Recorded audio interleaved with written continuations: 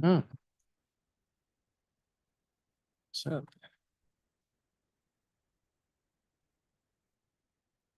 Mr. Wheaton in the audience tonight. I should have made sure I had a tie on.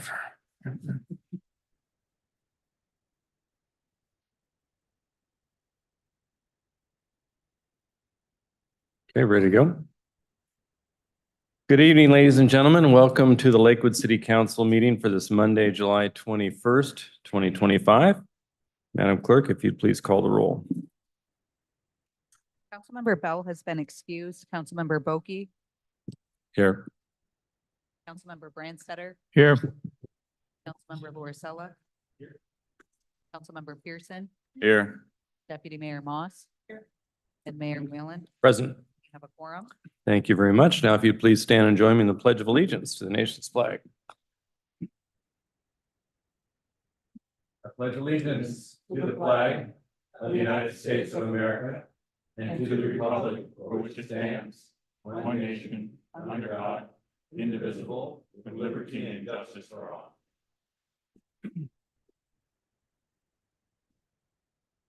Well, welcome all of you who are joining us from the comfort of home, as well as those of you who are in the audience tonight. We appreciate your attendance.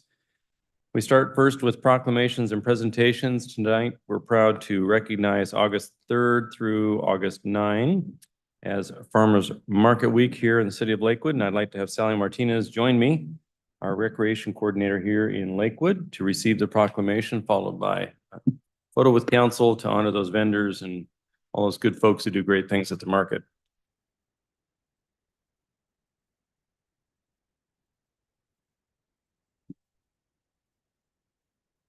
You awake after the weekend? A little bit.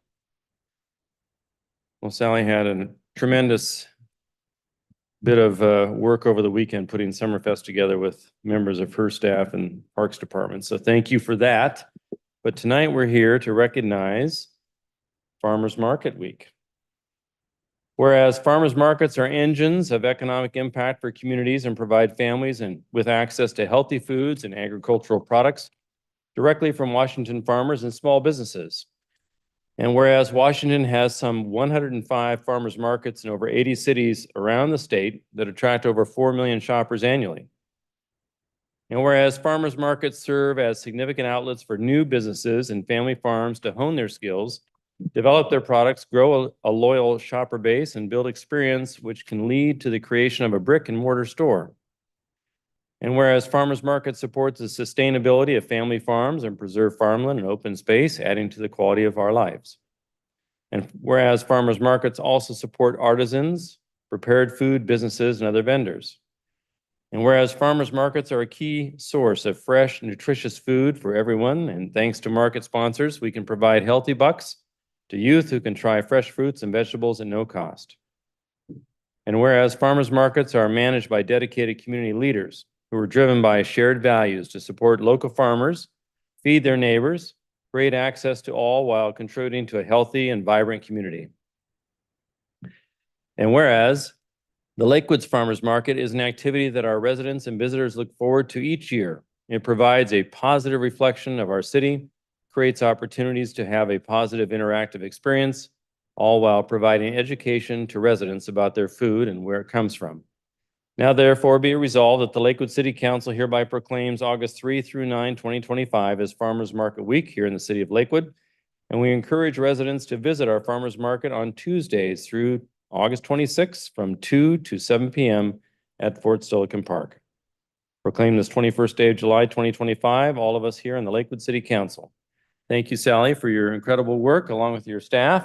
And I'm sure you have a few nice things to say about all the vendors. Yes, well, I have a few nice things to say about you. This proclamation mentioned dedicated community leaders, and that's what it takes. So I want to thank all of you on City Council for supporting it personally. You come on Tuesdays, I see you there with your farmers market totes, and then you provide financial support.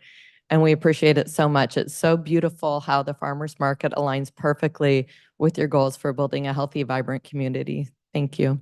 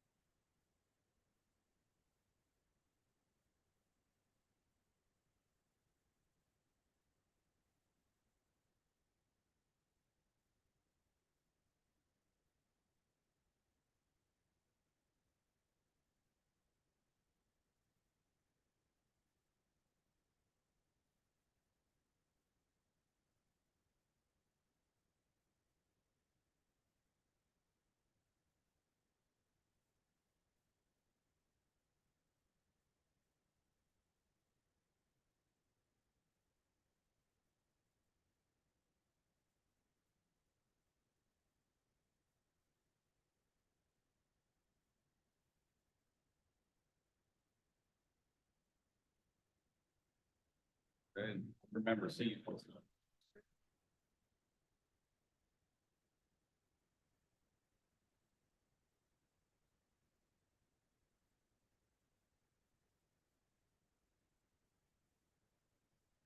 We were set for a business showcase tonight. We will defer that to the next meeting. So now we'll turn to the public comment section of tonight's agenda.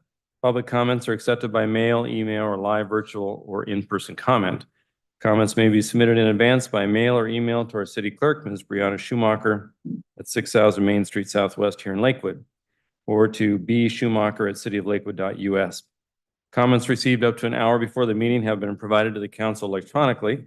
And for purposes of creating our record, the clerk will read the names of those who have submitted comments in advance. Mayor, we received no written comments in advance of this evening's meeting.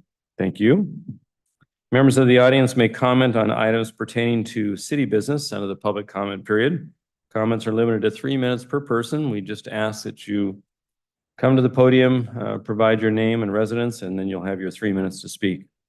Virtual comments are also welcome. If you'd like to provide live virtual public comments, please join the Zoom meeting as an attendee by dialing the telephone number 253-215-8782.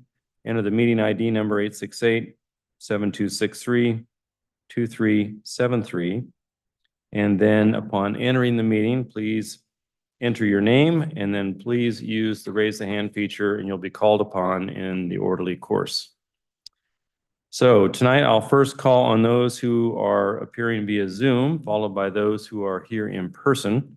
So if the clerk can assist in identifying all those with eager hands raised, that would be great.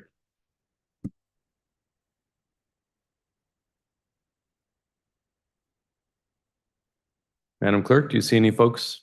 Mayor, there are no virtual hands raised at this time. Okay, so at this time, then I'll turn to the sign-in sheet. Again, if you are here to provide public comment and you haven't signed in, that's okay. Just queue up at the podium. We'd be happy to receive your public comment. The first on the sign-in sheet is Dr. Mirjalini.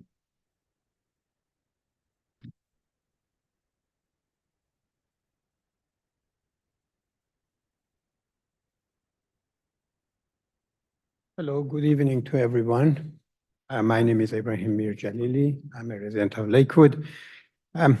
Because this session is about affordable housing and homes for the more people who would like to be homeowners, I thought in honor of those who lost not only their home, but also their lives in Texas just recently, among others who have lost it either by incident or by ill intent of others, to take a moment of silence first. Thank you.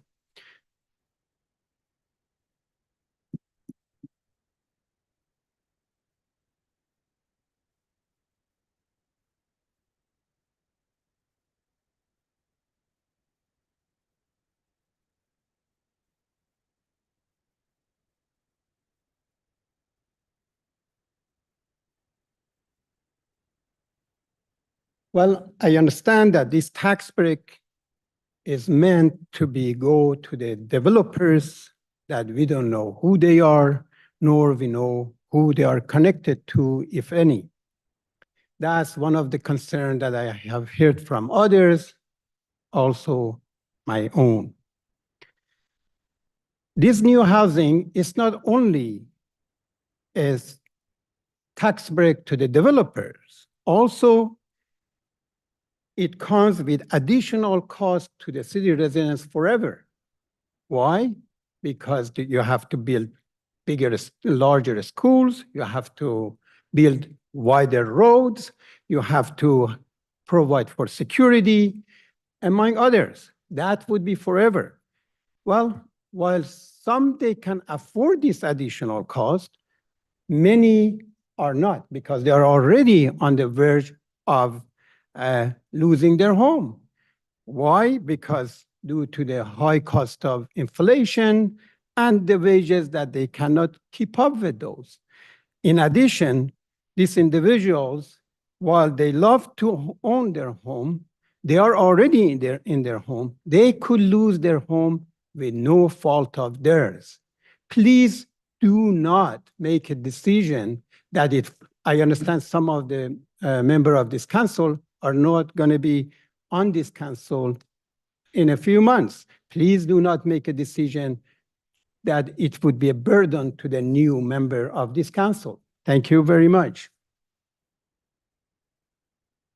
That's the last individual who has signed in on the sign-in sheet, but again, let that not hold you back. If you'd like to provide public testimony or public comment rather during the public comment period, please feel free to queue up to the podium and we'd be happy to receive your comment.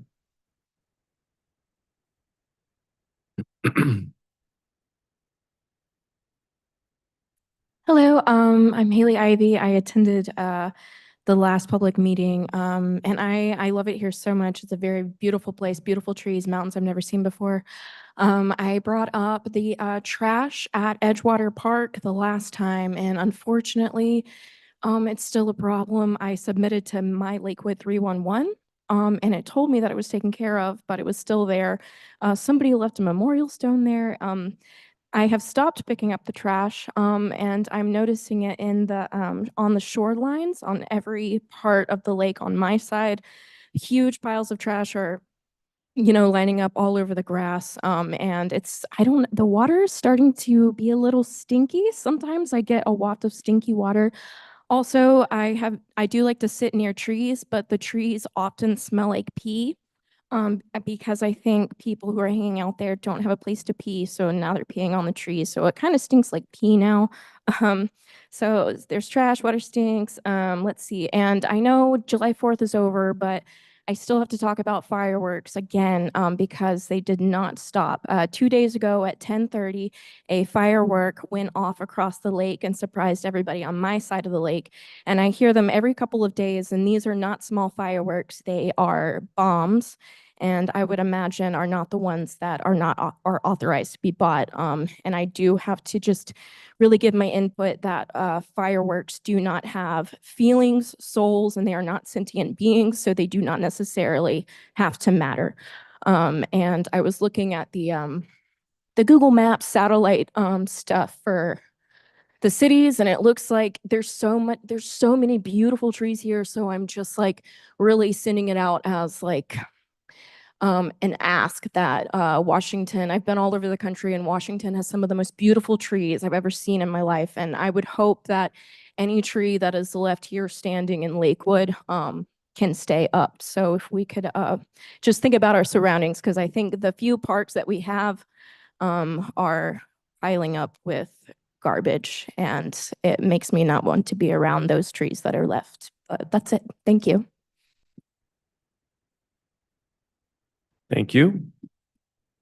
Mr. Dunlap.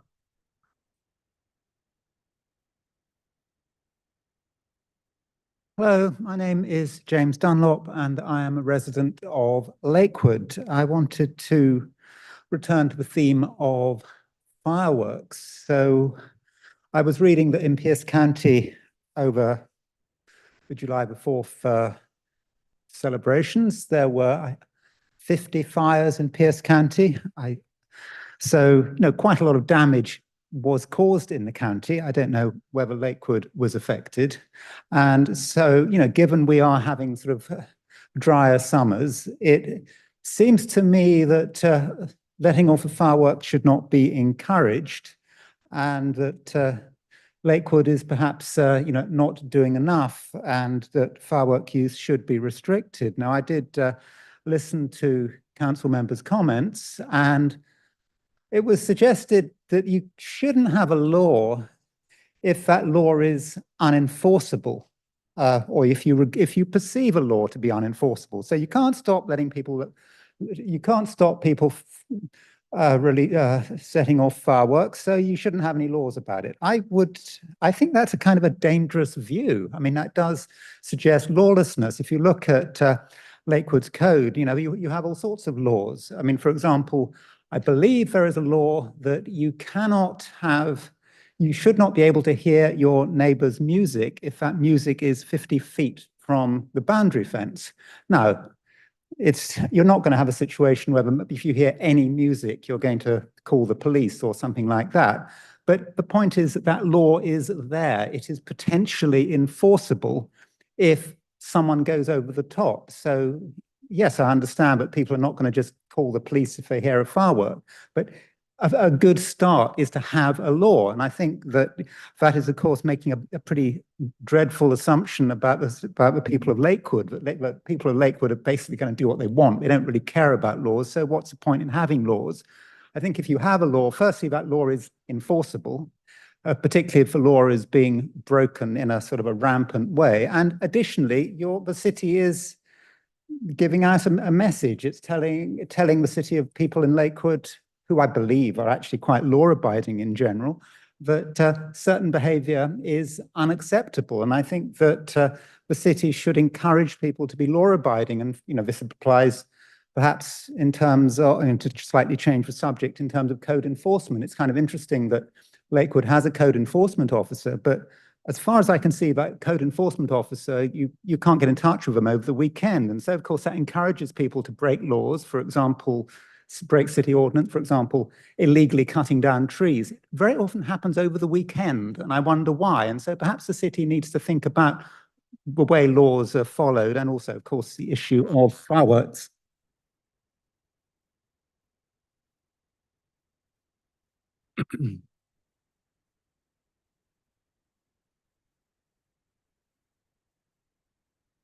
Hello, everybody.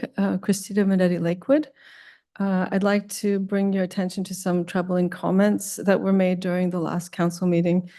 After a number of people made comments opposing the use of fireworks in the city, including a woman whose own property had been set on fire by other people's fireworks, a council candidate felt moved to make a comment expressing his quote-unquote appreciation to the council for essentially allowing fireworks. This really felt like he was telling that woman that other people take precedence, their desire to set off fireworks. So who cares if her yard is set on fire, if her property is set on fire? I think probably the city has to take into account, I'm sure you did, that woman's comments over those of the person who was obsequiously, expressing his appreciation to you. Then we had the comments by the deputy mayor, who incomprehensibly argued that there should not be a ban on fireworks in the city because people would shoot them off anyway. As we just heard, I had similar impressions. That's like saying it should not be illegal to drive drunk because people will do it anyway. This comment suggests a lack of understanding of what laws and regulations are for and a willingness to further Lakewood's reputation for lawlessness. Let's not ban open drug use then. Let's allow prostitution. Let's make street racing perfectly legal because people will do all of these things they want anyway, so why have a rule against them? Finally, we would like, once again, I and other commenters, to ask that the person who makes the minutes actually encapsulates the essence of what the person says. I don't mean like summarize it, but for example, in these last minutes, it just said that spoke on fireworks, right? And when this happens, the only person we could tell what he actually said was the one who was expressing his appreciation. So what needs to be said is not just spoke about fireworks, but opposed fireworks or spoke in favor of fireworks. And you guys did have some change was made, and that was expressed in the minutes for a while. Maybe it's a new person. I don't know, but I think that needs to be done so that the minutes are actually a useful record of this, so that historians can study your sessions later without having to actually go to the video and see what each person said. And that's all that's needed, just like for or against, right? And this would make the minutes far more useful. So thank you very much. And I have a second comment. On behalf of the Gary O Coalition, environmental nonprofit in Lakewood. So passing by Edgewater Park lately has given us cause for concern for a variety of reasons. Two of the most important are the major littering problem, which you heard about from the visitor, and it was also mentioned at the last council meeting, and the issue of fecal contamination, which you probably heard about in the news about last week. Maybe the deputy mayor heard about it. As you might have heard last week, there's a new report by the Environment America organization that found that 76% of tested Washington beaches showed unsafe fecal contamination levels last year. That means poop. Everybody, I'm sure you all know that. Maybe it wakes some people up to say poop. This means that chances are high that Lakewood's beaches are too, right? That's majority. But is anyone testing them regularly here? I know that we used to have the water test, the volunteer program, but that was axed in 2022.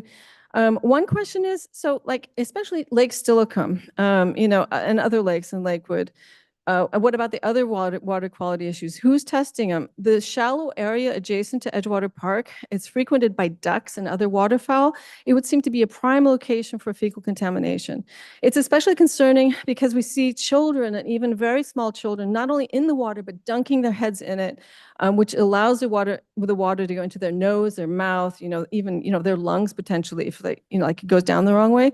So it's especially worrying because, as you know, children are more susceptible to waterborne illnesses because they swallow more water, their bodies are smaller, and their immune systems aren't as strong.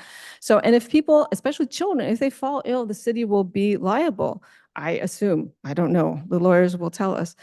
Responsibility for the safety of the city's beaches cannot fall to the Lake's Private Property Owners Association, which we believe does some testing still.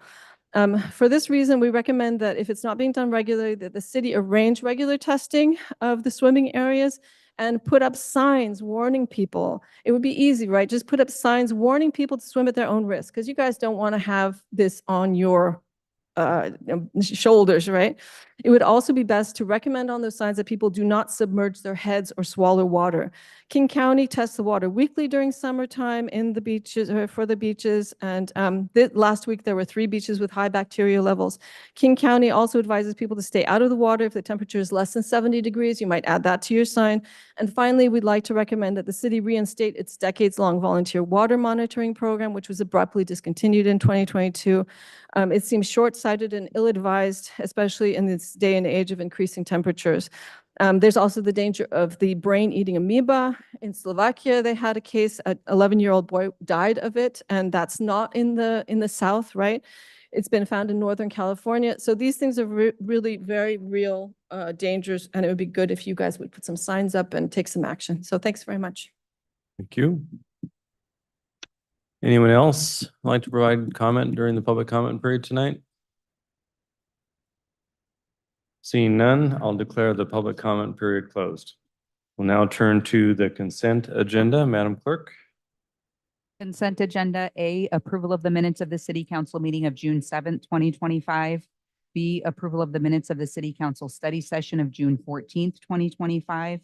C, motion number 2025-47, authorizing the execution of an amendment to the agreement with Pacific Point Defense for public defense services. D, motion number 2025-48, authorizing the execution of an amendment to the agreement with Tax Recovery Services for utility tax audit. Thank you very much. Is there any item which any council member wishes to remove from consideration at this time? Seeing none, do I have a motion to adopt the consent agenda as presented? I move to adopt the consent agenda as presented. It's been moved by Councilmember Brandstetter, seconded by Councilmember Laura Sella, that we adopt the consent agenda as presented. Any further discussion? Seeing none, all in favor, signify by saying aye.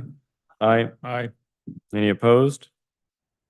The consent agenda has been adopted. We now move to the regular agenda resolutions. Madam Clerk. Resolution number 2025-11, conditionally approving the Alliance Residential Apartments 12-year multifamily tax exemption, MFTE. Thank you. And for this, we have Becky Newton, our Economic Development Manager, provide an overview. And I know there were some scrivener errors. If you can point those out for us as we go through, because I think there were some identification switches on Thank you. a couple of them. Yep. Yes, good evening, Mayor, Deputy Mayor, and members of council. So the Alliance Residential is conditional certification for the 12-year multifamily tax exemption. It's recommended that City Council approve the resolution and authorize the city manager to sign the agreement. Alliance Partners applied and received director approval for, or eligibility for the 12-year multifamily. And within your packet in eligibility letter attachment A, and in addition to that, attachment B is the agreement where there are a couple of items that will be updated. So on page 23, under the project description, line 3, it should read, for rent multifamily development project located in the central business district rather than the Lakewood Station district. That is also to be reflected in the conditional certificate, which will be signed by the owner, and that will be documented with the city under the resolution.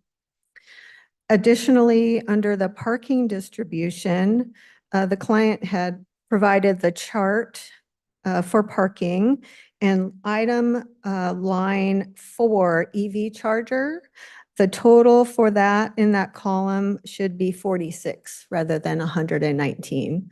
So those two errors will be corrected.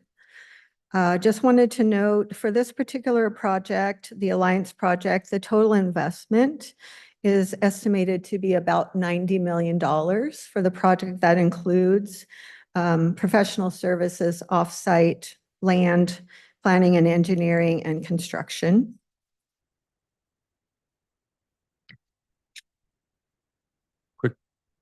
Question, Ms. Newton, if Yes, you're, Mayor. I don't want to interrupt you. Are you finished with that piece of it, or? Go ahead. So as I'm looking at the attachment B, the agreement, at first blush, I couldn't find the reference to the 20% that was supposed to be the affordable housing piece. It's in the ordinance.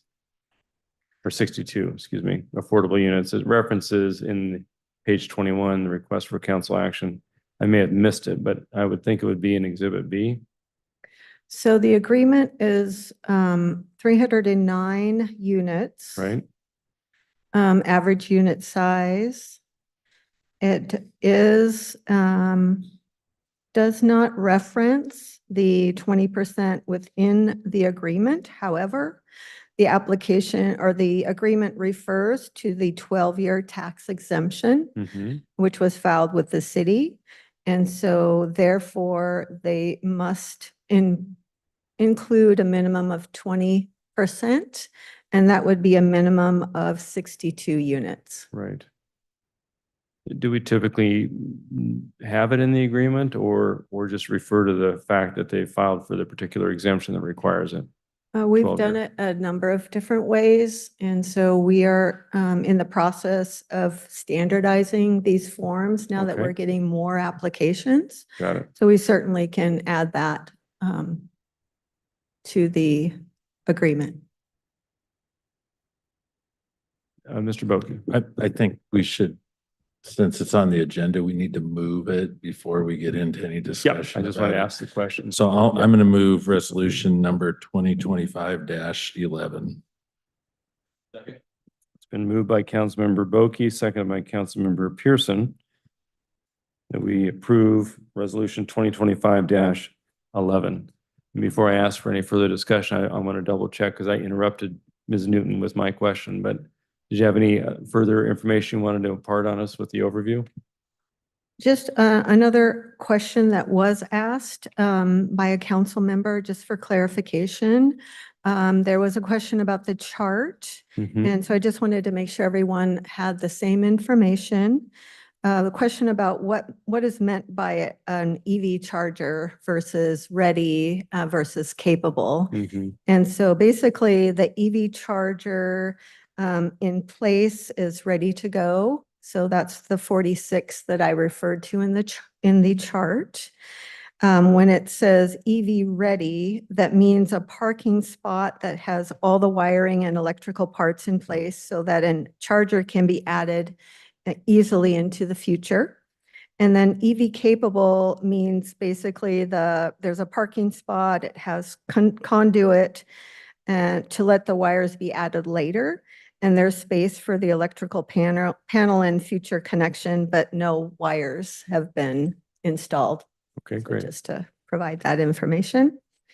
And then, of course, in the packet, you have the project details, which include the map, revenue projections on property tax, and renderings for the project. Thank you. Mr. Boki, you had a you. question. Thank you, Mr. Mayor. Ms. Newton, just let's stay on page 23 and in the open space section there. So it's common open space, 100 square feet per unit or 50 square foot plus unit. So they're doing Must be in lieu. they're doing 40,559, which is over they decided not to pay the fee. But on the other one, the next one, private open space, 100% of unit or 50% fee in lieu. So they did 197 open spaces plus the fee. What's the fee? Correct. I don't have that exact number on what the fee to pay, but it's a percentage that's required by code if you do not provide for the required open space A percentage of what? of the unit. So there's a calculation. We can Oh. certainly get that unless, I'm not sure that we know what that is. Okay. And then the play area, and they're doing in excess in the play area by about 10,000 square feet, it looks like. Actually 10,400, almost 500. But that's different than the private open space plus the fee. Correct. Okay. Okay, thank you. Yes. I assume the private open space are decks. Decks, I assume, or lanais or whatever they're called. So private open space decks, that is correct. Yeah, great. Thank you. Any other questions, Ms. Newton? Mr. Loricella? Thank you, Mr. Mayor, and thank you, Ms. Newton. First, I think this is a great project because we want more housing in our downtown core. This provides that. We want more affordable housing. This provides that. So I think this is a good thing overall. I had a question on the timing of the 12-year tax exemption, on when that 12-year countdown timer starts. Is it upon approval of this? Is it upon construction start, construction complete, when residents first move in? When does that timer start? So council member, this project is intended to start with a site development and construction in 2026 into 2027. The tax exemption does not begin until the year after the buildings get the certificate of occupancy. So then once they get their certificate of occupancy, they apply for the final certificate of tax exemption. And all of that then goes to Pierce County for tax exemption the following year. Okay, thank you. So in theory, if stuff is under construction and there's an improved value to the property, not just the land, but before they have occupancy, they would have to pay taxes on that? So before they have occupancy, they would have to pay the property taxes for both the land and any structure. So right now, there's still the Barnes and Noble structure. So that would be an assessment they would need to pay. Okay, thank you. Yes. Quick question on transportation impact fees in the central business district. Is this project paying some? I Based upon believe I would have trip. to again look back and the numbers, but at the TMF fee to get you that. Looks like Ms. Bell has her hand raised to help with that question.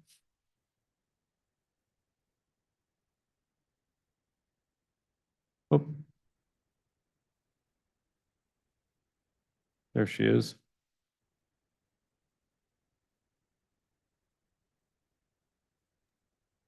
Sorry, hi, can you hear me?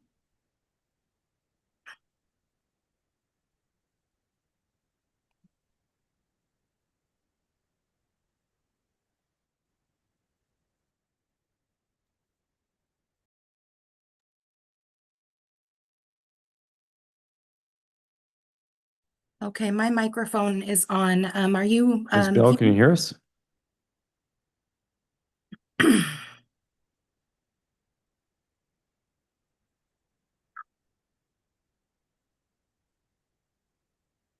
Ms. Bell? Not getting any audio from you, Ms. Bell. Hello. There we go. Okay, you can hear me now? We can. Okay, apologies about that. I had to test my speakers. Would you like me to start with the open space question? Sure. And then if you had a response to the traffic mitigation fee in the town center? Yeah, absolutely. So for the calculation for the private lieu of open space, it's we actually require the applicants to go out and get an appraisal for the amount of square feet that they are not compliant with. So they would hire a private company or appraiser to actually get us that number, and it would be whatever the current market value is for that open space. And then that would be presented to us on some type of official documentation. And then that would be the fee that they are required to pay at the time of building permit issuance or certificate of occupancy. So it's completely based on an appraisal value. Okay. And then regarding the TMF, we did go through an official TMF process. That's the trip mitigation fee. And through that process, we went through many iterations of different traffic impact analysis from not only the applicant's consulting team, but also our Public Works Engineering Department. And ultimately, based on many iterations and reviews of that, their trip mitigation fee did come out to zero. And that's partly because they get credit for the existing use with Barnes and Noble, right? Yes, that is correct. Okay.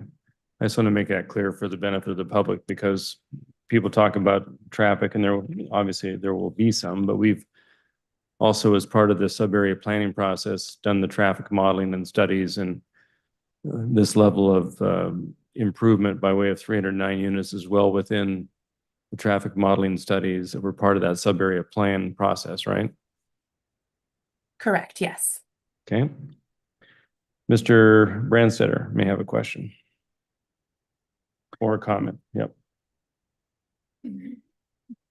It's up to you. You have the floor, sir. Yeah, okay, Mr. Mayor, I have to say that I share your comments about being concerned that in none of the agreements that were here or the certificate, is it required that the 62 affordable units be a part of the project. It does say in the request for council action that's before us, it does say that this has 62 affordable units, and that's getting it to be to the point of where it's got the 20% of the units will be affordable to qualify for the 12-year exemption.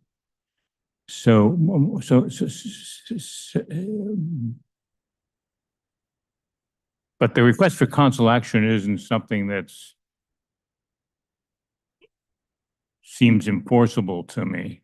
And so are there some documents, and I guess I would ask, are there some documents that the developer has signed committing to the 62 affordable units? Because during the time when it was in front of the hearing examiner, there was no mention of affordable units in the discussion and in the master plan development when that was being done and was being processed through the planning commission and then through the hearing examiner. It was the 300 and some units that are there. So at what point in time did the developer agree to 62, and what documentation do we have of that agreement?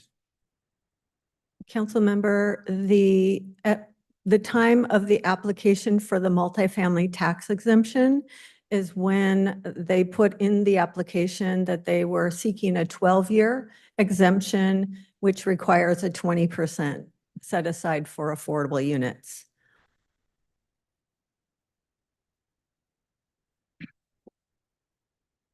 So is it possible to amend either the certificate or the agreement to include a sentence that indicates that the 62 units are required? It just seems like an omission to me to do that. And I think that if the developer is sort of set in his application, because when the developer was talking about this project going back now 3 years, okay, originally there weren't going to be affordable units, but there were going to be more units than this, but they were going to be 55 plus units. And then it got downsized. There was down to the 109 units. And it would go on. I guess I would just feel that the due diligence on the part of the city would be to not assume the 62 units based on the fact that someone applied for a 12-year exemption, but to write into the agreement regarding the development or in the certificate that does that. Because if he only does 40 units, then we get into the portions of the agreement of where he's not in compliance with it and having to do that. And I think it's in the developer's interest and ours to have the 62 units in writing somewhere and not not in an application that says, I want a 12-year exemption. And so we just did the math and came up with 62. I don't know did his application actually say 62, or did he say, I want a 12-year exemption, and thus we calculated that 62 would be what's required, but we're not telling him that in the documents that are in front of us here.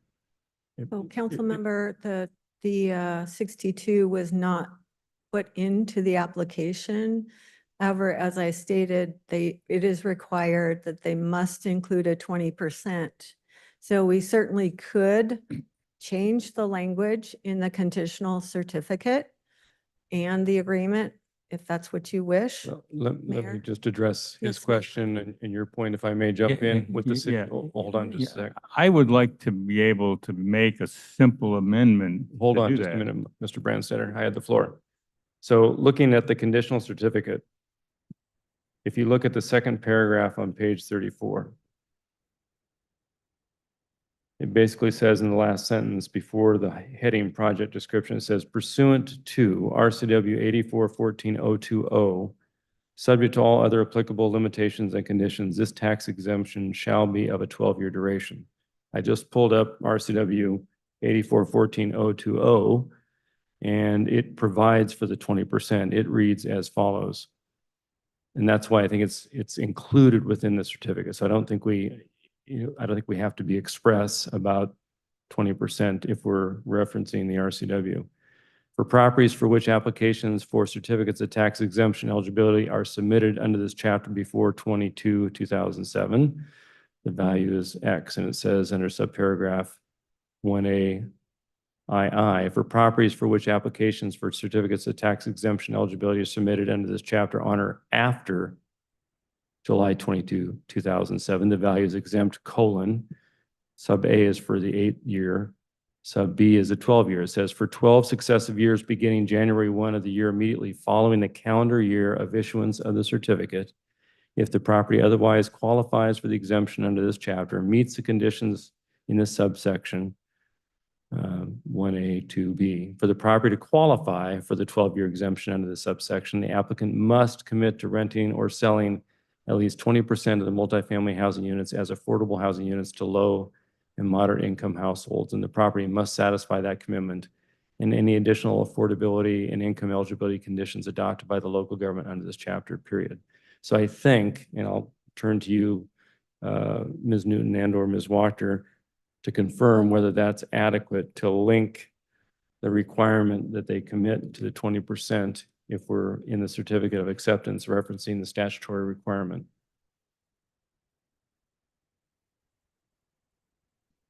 Mr. Mayor, typically, if an RCW is referenced, it is presumed that the language of the RCW is then contained within the certificate that would be citing the RCW. There might be some reasonable minds that think, oh, but that requires a person to then go look up the RCW, but it doesn't change the fact that that language has been incorporated into the certificate. And I don't want to play attorney here because I play one on TV, but the language I read from the reference RCW is exactly reflective of the 20% requirement for the 12-year tax exemption. Is that right?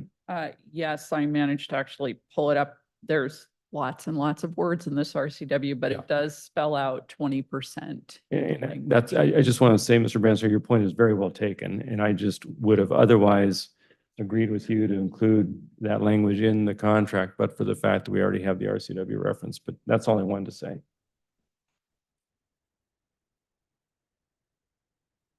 Oh, Mr. Branster.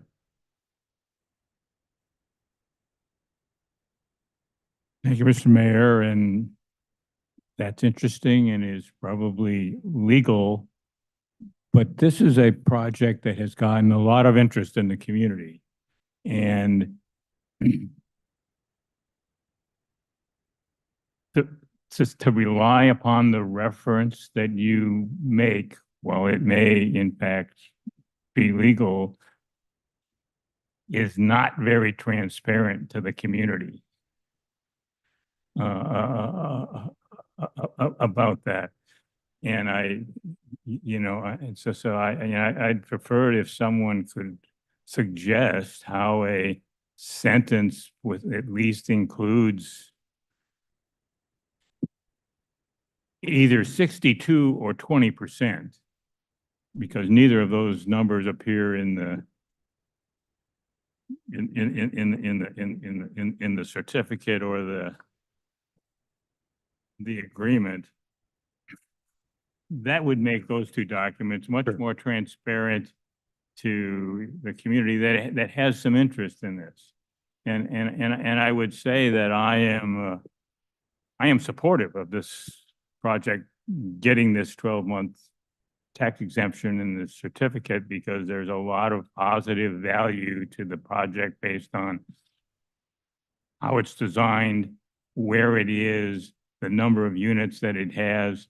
I think there's a lot of good things for the city in it, but I would like to at least have the agreements to not require an average citizen that wants to look into it, to have to go through the research that you just did and know how to do.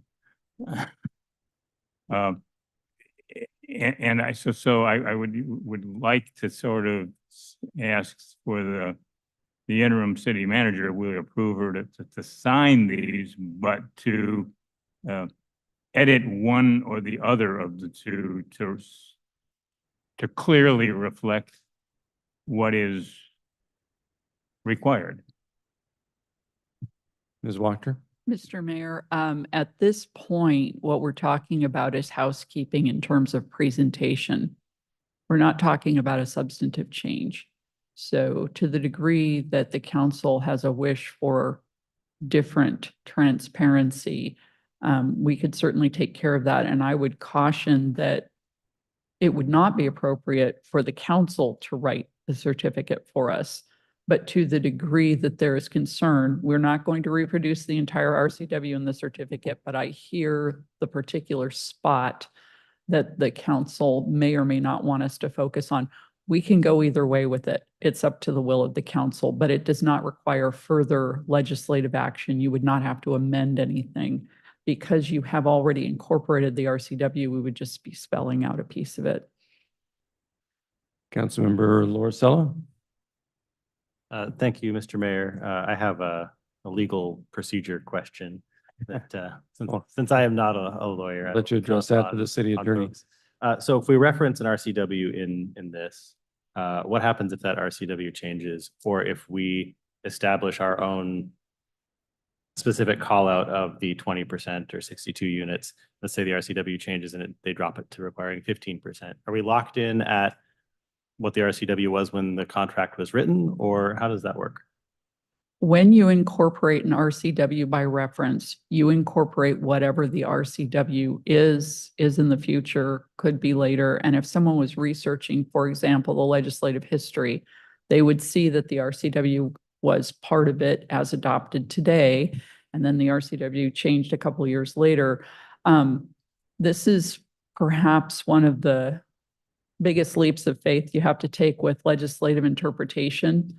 The legislative body is presumed to know all of the laws that are out there when you adopt something by reference or what have you. So if this law were to change, you are presumed to know that the law has changed. And by leaving this the way it is, you are presumed to have acknowledged that and accepted it, which, as you know, is not always exactly the case. Right. There is a little bit of risk to pulling out particular sections of an RCW and putting them Right. in here and saying 20%, and then let's say the RCW is updated, then you might have a little bit of a conflict there for somebody who's looking it up. And we might then have to go in, I don't know whether it would be annually or what kind of a review you would do. As you know, the city's pretty good about staying on top of legislative updates. So does that answer your question? It does. And to me, it's, do we be more restrictive or less restrictive in what we put out there than what the RCW is? Or do we just decide to match it and whatever changes at the state level we go along with? Yes. So if you adopt by reference the RCW and put some specific language in there, you're not making yourself more restrictive. However, you could end up being more restrictive if the RCW changes and you still have that language Right. there. Okay, thank you. Thank you. And you, Mr. Branstetter. If I correctly understood the city attorney, that we don't have to make an amendment to do this, but if by consensus, we ask the interim city manager to do some edits for transparency, to put in either the 20% or the 62 or both in a line somewhere in those agreements. And if you could just, I guess if we could agree that there's a consensus for the interim city manager to do that, then we could approve it as it's agendized.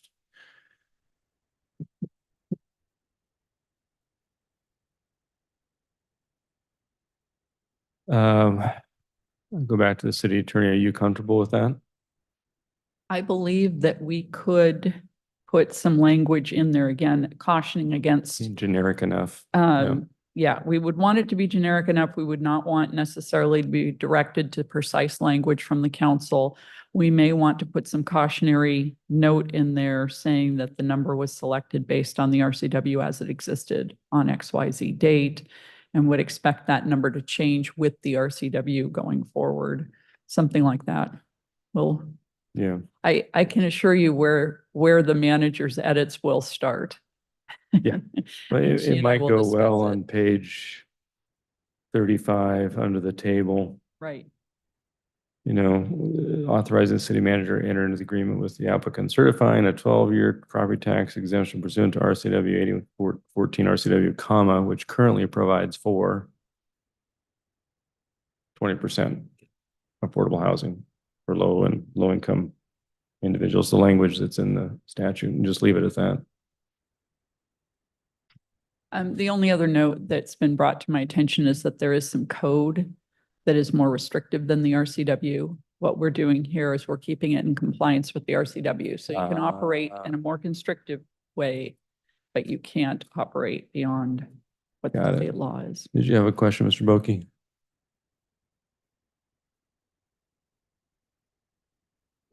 No, I don't. Actually, I don't have a question, You had but a comment. I'm a little bit nervous when we start trying to wordsmith it too much. wordsmith legal documents from the dais. Yeah. I And agree. you're not acting in a role as an attorney, so I'm I get it. really get uncomfortable. Well, we got to defer to Ms. Wachter and Ms. Kraus here. Yeah, we'll So- we'll do what we can with the understanding that I think all of you make fair points about that balance between trying to make sure the public knows what we're doing and trying to make sure that we're following the whole law. We're not trying to just pull out specific pieces, but we'll do what Yep. we can. Mr. Pearson. Thank you, Mr. Mayor. I'm totally fine with the language as it is. I think, you know, if we want to be as transparent and out, you know, forthright with folks, you know, I'm sure this will be on Facebook and all that stuff in no time. And I think that if we just post something about, you know, that piece of the project, that would probably, you know, meet the intent of what we're trying to accomplish here and not try to muddy up the language. So that's my comment. Thanks. Thank you. Any other general comments in favor or against the motion on the table? Mr. Branstetter. Thank you, Mr. Mayor. And I'm just, as I said before, I'm going to vote to approve for this multifamily tax exemption. I think that there are some very positive things that are in doing this for the city. First of all, this is a sizable piece of property within the central business district. And eventually something would be built there. And it's to our advantage that what's built there is multifamily housing. Okay, as opposed to something else, okay? And so granting this exemption helps do that. Secondly, the property as it exists now is a environmental problem area with respect to the stormwater. And this project is going to fix that. It's going to, you know, update with a modern stormwater technology to do that. That I think it is important that's for the city to move forward in that thing. And we have been hearing from the business community that areas that have a mix of housing, you know, or at least provide housing in nearby that provides greater foot traffic can be a part of the solution to our uncertainty in the business community and down here. And this is a step to that. And then lastly, the successful development of a project this size in the central business district is something that we need to be able for other developers to see that this is a good place in a place that profit is out to do that, and so we need to move forward with doing that. And so for all those reasons, I'm going to support it. Thank you. Any other discussion? I concur with the sentiment expressed by Mr. Branstetter. It meets many of the needs we've been working on for many years, actually, since prior to 2017, 2018, when we actually adopted the sub-area plan for the central business district. It starts us on the path to meet the housing requirements and the housing targets from the countywide planning policies, you know, as enunciated by the Puget Sound Regional Council and is adopted by member jurisdictions. And it does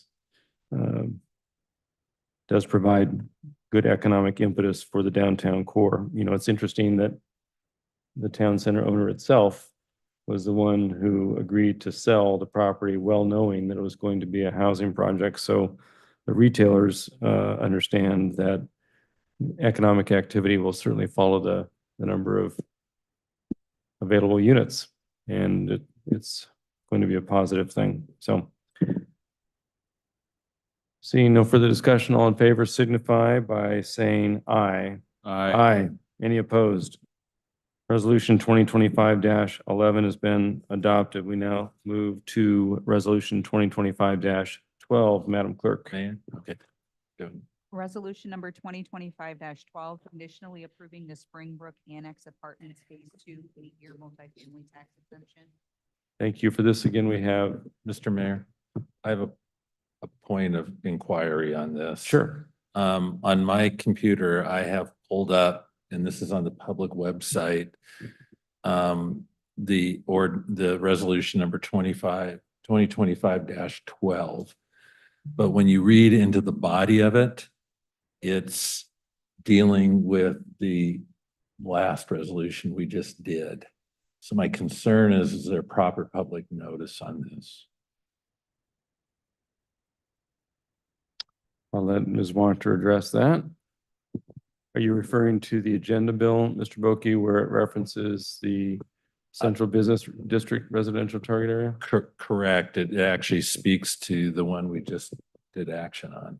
Oh, I understand. Okay.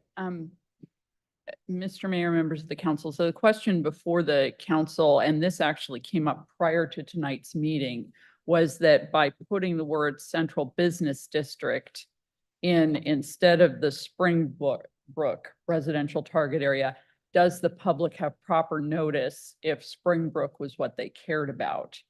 And I have to tell you, it does say Springbrook in some places, but I would advocate in an abundance of caution, perhaps putting it out with the proper name throughout. Although I will tell you, the title says Springbrook. The title does say Springbrook, and then it's the discussion item, right? It's the discussion, the 5 points there, and I believe Correct. all 5 have to do with the Alliance project at the mall. That's all. And after that, then it flips over into Springbrook. So I'll let you make the call. Correct. We're doing a little volley here, because really it's up to the city council. And what I will tell you is that the cover sheet is not the legislation. The cover sheet is a description of the legislation. To state the obvious, the legislation is the legislation, and that's the part that follows that cover sheet. So it's really upon the council to make a determination as to whether or not they believe that the public has adequate notice when there is a typo in the discussion section, but everything else has the proper name on it. Fair point, Mr. Boki. Mr. Brandstetter. Yes, Mr. Mayor, you know, the items that Mr. Boki got up, and it is, you know, we had in the discussion section of the previous resolution, we had the wrong residential target area. And that was easily, I think, resolved, but here we also have the wrong number of units. Okay, yeah, you know, the If wrong I- number of if I parking may. stalls. And Ms. Wonter. it's difficult in this discussion area to recognize this actual project. I want to be really clear with the council. Those aren't just typos. It looks like what happened was the 1 through 5 is essentially a cut and paste in Right. its entirety from the other project. So the Springbrook name is incorrect, but those numbers are actually the numbers from the other project. Right. Right. So. Mr. Brandstetter and then Mr. Boki. So, that basically that, I would move that we delay consideration of resolution 2025-12 until the date certain on August 4th. Is there a second? I'll second that. It's been moved by Councilmember Brandstetter, seconded by Councilmember Boki, that we move consideration of resolution 2025-12 to a date certain, that being August 4, 2025, which is the next regular city council session. Assuming that's procedurally appropriate, Ms. Wachter. Mr. Mayor, it is procedurally appropriate, and I apologize sometimes when legal is looking at these things. As you know, the eyes start to glaze over when a couple of the items look like they're from the same mold, if you will. So I apologize for not catching that on behalf of the department. Very good. So any further discussion on that? Mr. Branstetter? I would just say that I make the motion acknowledging that none of this has to do with an error on the part of the developer who's requested this. It's just a question of how we've portrayed it for this meeting. Very good. Ms. Newton, I assume you're fine with providing the overview again on August 4 briefly? And this comes back to council? We will certainly update that for you for August 4th. Okay, very good. Thank you. Any further discussion? All those in favor of the motion to defer consideration of resolution 2025-12 to a date certain, that being August 4, 2025, signify by saying aye. Aye. Aye. Any opposed? The resolution has been adopted. That takes care of the regular agenda for tonight. I don't see any items of unfinished or new business. So now we'll turn to those items for discussion as we merge into more of the quote-unquote study session elements for tonight's agenda. The first is a Pierce Transit Long Range Plan update, and for this we have Ryan Wheaton, the Planning Officer for Pierce Transit.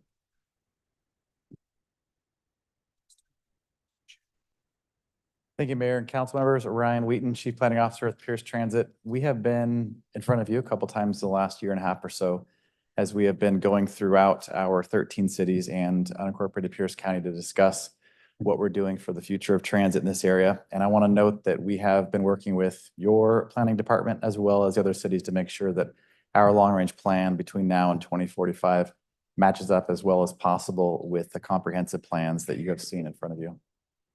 Over the last year and a half, we have created 65 community engagement opportunities, which included 16 city and county council or committee meetings. We also received 700 comments through our online portal. And importantly, 3/4 of the people that responded to us identified themselves as active public transit users. Some of the important things that we heard from them centered really around more service. So 75% of the responses, when we categorized them, talked about either more frequent service, new routes, or extended hours. That's an important part of the work that we do, obviously, and an important part of the plan that you're going to see in front of you. One of the things that has changed since the first draft and what we're bringing forward to our board, hopefully for a vote in August, is really a center on what we can do that is grounded in fiscal stability and sustainability. So both from our board and from the community, when we talked about what we had in our first draft, the continuous comment that we heard back was that we wanted not as much aspirational as realistic options that we can look at. And so that's what we're bringing forward for your consideration to provide feedback as well as to our board as they vote in August.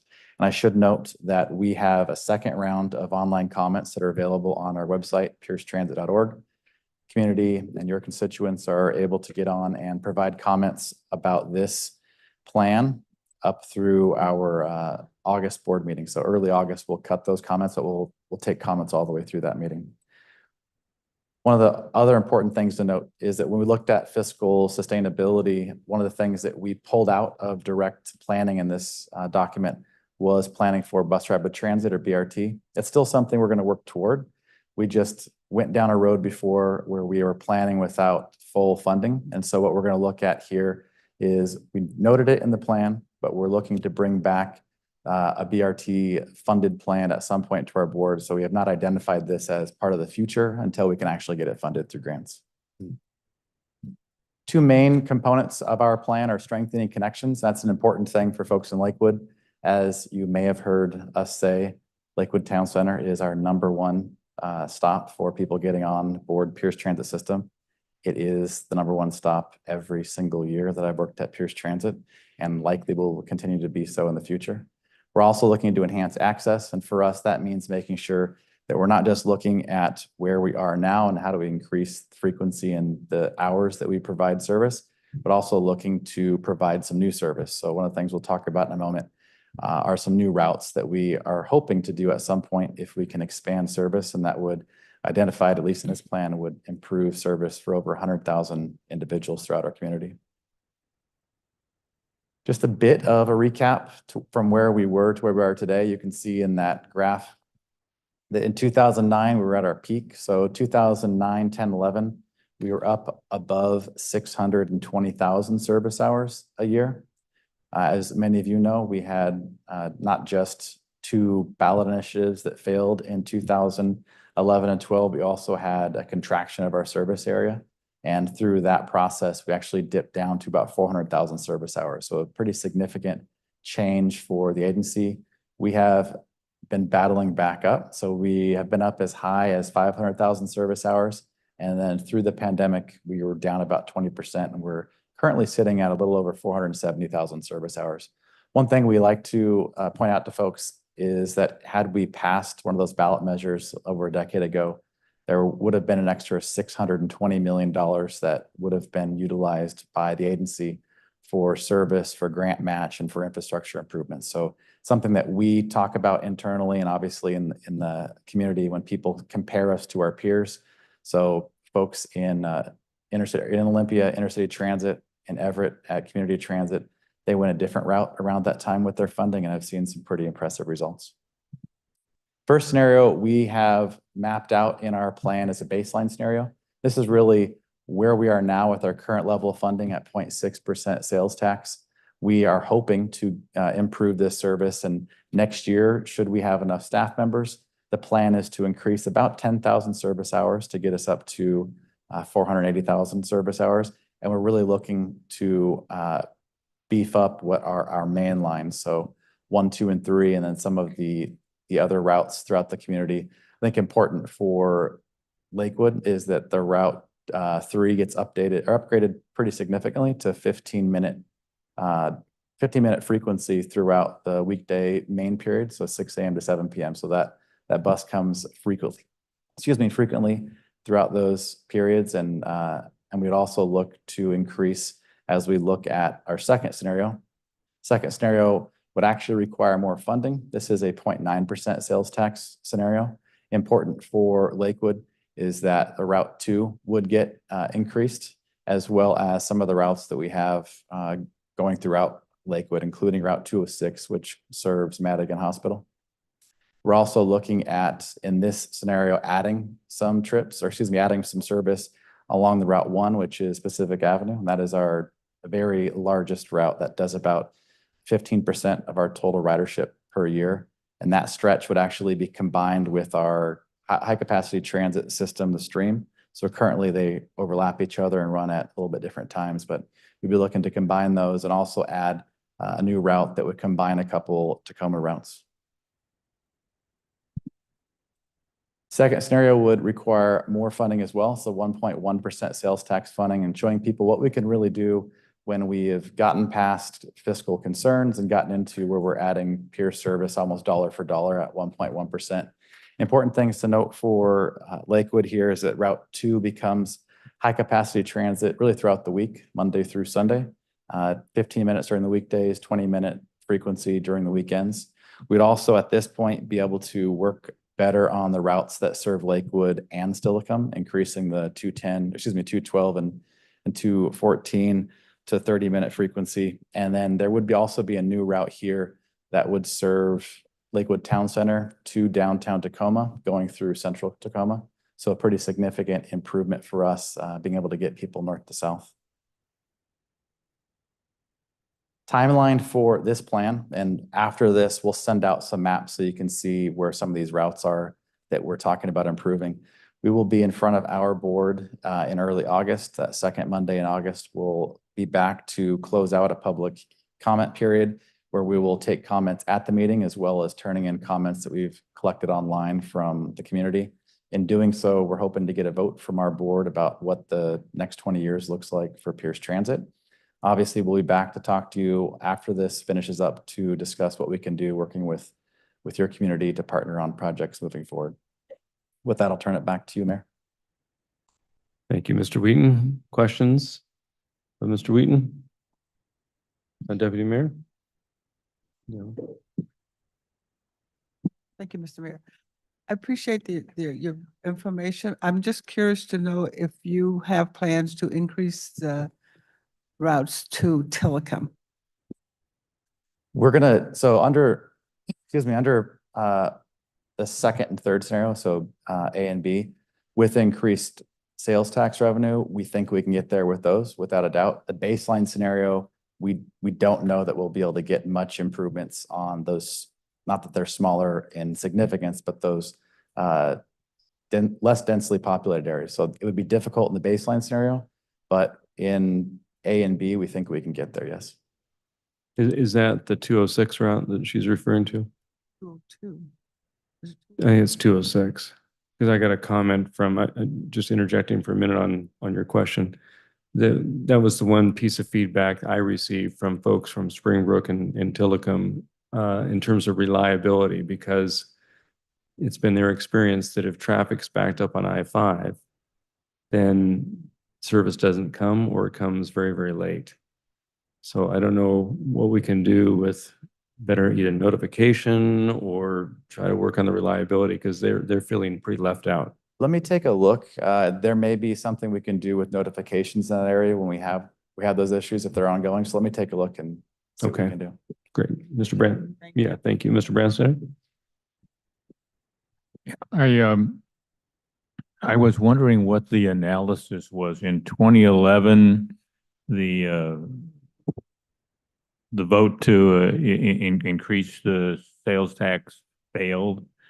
And then in 2012, I assume in a strategy to try to get it to pass, it was put back on the ballot, but the boundaries of the district were changed. It was contracted, but it still didn't pass. So what is other than need, okay, which is somewhat of an internal evaluation of being able to do that or what you want to do. What is the evaluation of what is changed in 11 years that makes us expect that with the current boundaries of the district, we're going to be able to get a favorable vote for a 3 or 5% increase? I'm going to take this question carefully because I don't, as you know, I don't deal with elections. But I think one of the things that we've taken a look at back at the agency is changing demographics in the region. We certainly see some differences when we do our surveys. We do a community survey every couple of years, and we've done, I think, 6 in the last 7 years. We've done a couple extra during COVID period to see what changes are out there. We see a shift in how people view public transit. And so I think as folks are commuting differently, as people are coming into Pierce County from other areas and expecting that we're going to keep up with what they've seen for public transit, I think that's a big move for us and a big change for us. The other thing that we have noticed as well is that there's a change in the business community. So we have been approached by organizations that we typically didn't hear from before. So Economic Development Board, as well as all the chambers in the region, have really, I think, galvanized around the idea that public transit isn't just good for folks that can't drive. It's also good for the economy and particularly for some of the businesses that they haven't come in. So we know that we have some things coming down the road that are going to change the community quite a bit. At some point, light rail will reach Tacoma, and we're going to have to move a lot more people around the community to get to a location that we don't have a lot of service right now. And I think that's another opportunity for us to highlight as well, is that we're going to be even more connected to the region than we are right now, and we have to prepare for that before it gets here. Well, when the Pierce Transit moves forward with trying to put the tax increase on the ballot, I guess that I would tell you that you need to make sure that you're looking at the right community partners to try to get the votes that you have. Because right now, most of the people who are really dependent upon public transit tend to, generally in elections, they're either not eligible to, or if they are eligible to, they tend to be in those demographics that don't vote. You know, and so working with groups like in Lakewood with the Multicultural Coalition and some of those folks there that actually serve the people who you see our transit could best serve. You know, getting them to vote when they're able is different than trying to get the general voters, the people who vote routinely, and being able to go and do that. And so that's a challenge, and I would ask as you strategize that you come back to Lakewood and the other municipalities within the district with some concrete ideas of how we can help with that positive vote turnout in terms of being able to go and do that. Because when you talk about public transit being good for the economy and being good for people, you're here tonight talking to the choir. But that's not the same as talking to the people that need to use public transit, but who aren't necessarily regular voters. And if you engage us with some meaningful ideas and messaging that we can assist for doing, we can help with that. Thank you. Mr. Laura Sullivan, then Mr. Boki. Thank you, Mr. Mayor. I had a question about priorities and strategy. So you've got a slide in here talking about how the plan is twofold. And the first bullet on there is connecting routes to major regional projects. As we, as a city council, are undertaking potentially building a multi-generational community center somewhere within Lakewood, to us, that's a major project. I would think we'd want to have transit service to wherever that happens to be. Does Pierce Transit update their routes to then accommodate where they see more concentration of need as they go forward? As much as possible. And as you know, a lot of times these projects get done where land can be acquired, and sometimes that is off of where our main lines are. So a good example is some of the projects that are going on in the county off Pacific Avenue. Those are difficult for us to get to. So we always encourage planning departments to give us a heads up. We're happy to take a look at things and let folks know what the likelihood is that we can get to a location. A lot of times it looks close on a map, but that quarter mile or half mile ends up costing, $250,000, $500,000 a year, depending on how frequent the service is. So we're happy to have those conversations, and as much as possible, yeah, we do like to get involved with those. Okay, and are your plans generally flexible enough to serve with a shuttle service or something like that for an interim need? Depends. So looking at some of the requests we've had in the past, I'm thinking of the past year or two, a shuttle service for us to operate that is really just a small loop from, say, a central location in a housing development to our main line doesn't make a lot of sense. But we can provide some assistance either through our community use van program or some of the other programs that we have to get people on those short trips.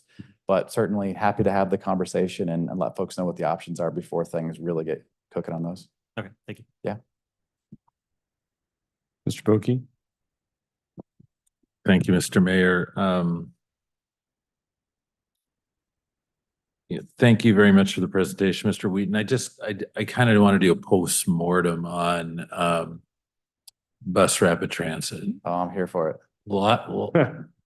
Yeah. Lots of public support or leadership support at the county council level for the first BRT route down Pack Ave. Maybe not so much in Tacoma, it's my understanding, but I don't know that for a fact. And then we were supportive of doing something here, but clearly the general public, if they're at 5%, wasn't crazy about it. And now you're saying it's gone by the boards, don't plan on it. What happened? I will say that Lakewood has always been a good partner on BRT, if that helps. What happened to it is that we ran into a point where cost and timeline had just gotten to really a level that we weren't going to be able to get the project done. So we pulled back and really scaled it down to something that was feasible. We actually stood up an enhanced bus. So if you think of bus rapid transit being kind of the gold standard, this is, step one toward that. And we're still hopeful that on Pierce Transit's busiest route, that we can get there at some point and we can really improve those stations and get the community up to the level that we think it should be. But that doesn't take away from how important we think that is in the future. Obviously, the money that we spent on it and the time that we spent on it didn't help with some of the interactions that we had in the community. But we look at the 5%, not necessarily that people don't like it, but just that there is a serious call for better overall service. And we think that once we get up to where we were pre-COVID, once we get closer to where we were before the drawback in 2011 and 12, that then we can start talking about what this high capacity transit system looks like. But as you noted, it is a sad day for us, obviously, for Lakewood. Not a day went by that I didn't hear from John about how much Lakewood wanted BRT. And I'm not glad that he's not here, but this is the first time I've walked inside this building in 9 years and have not heard something about how much Lakewood wants BRT. So thanks for keeping that alive. I'll remember that at the next board meeting. Anyone else? Any other updates?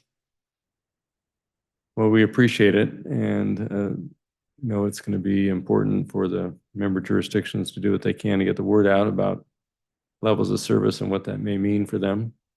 So thanks for coming tonight and we'll see you next time. Oh, did you have something? Okay, great. Thanks. Next, we'll have an abatement program update with our housing program manager, Jeff Gum. Good evening, Mr. Mayor, Madam Deputy Mayor, members of the council. So tonight I am here to kind of show you what we've been doing over the last 2 years, what's going on and where we're hoping to go in the future.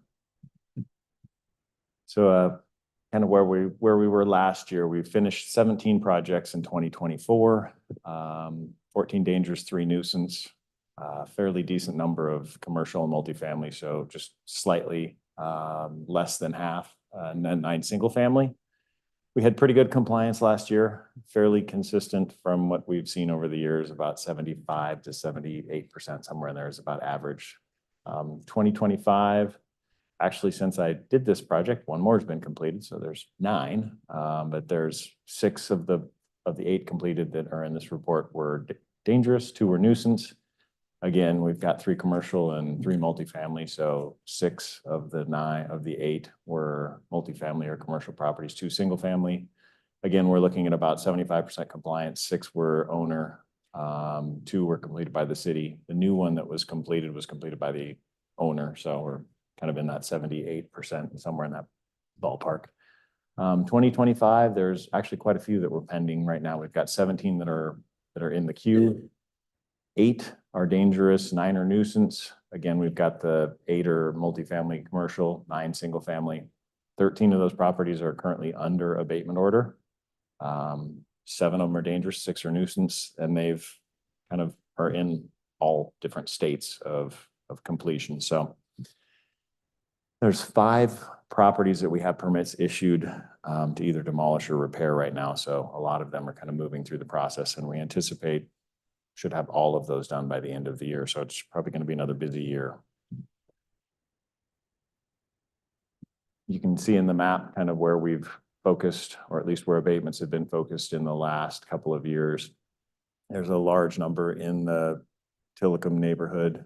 There's a lot kind of on the Bridgeport main corridor, focusing kind of right through the center of town, and then a few sporadic ones throughout the city here and there. Some abatement trends kind of shows you what we've done over the last 10 years. 2018 was kind of the peak where we finished 32 projects. We've kind of been on average in the, say, 15 to 20 in that range. If a busy year would be 20, an average year would be 15.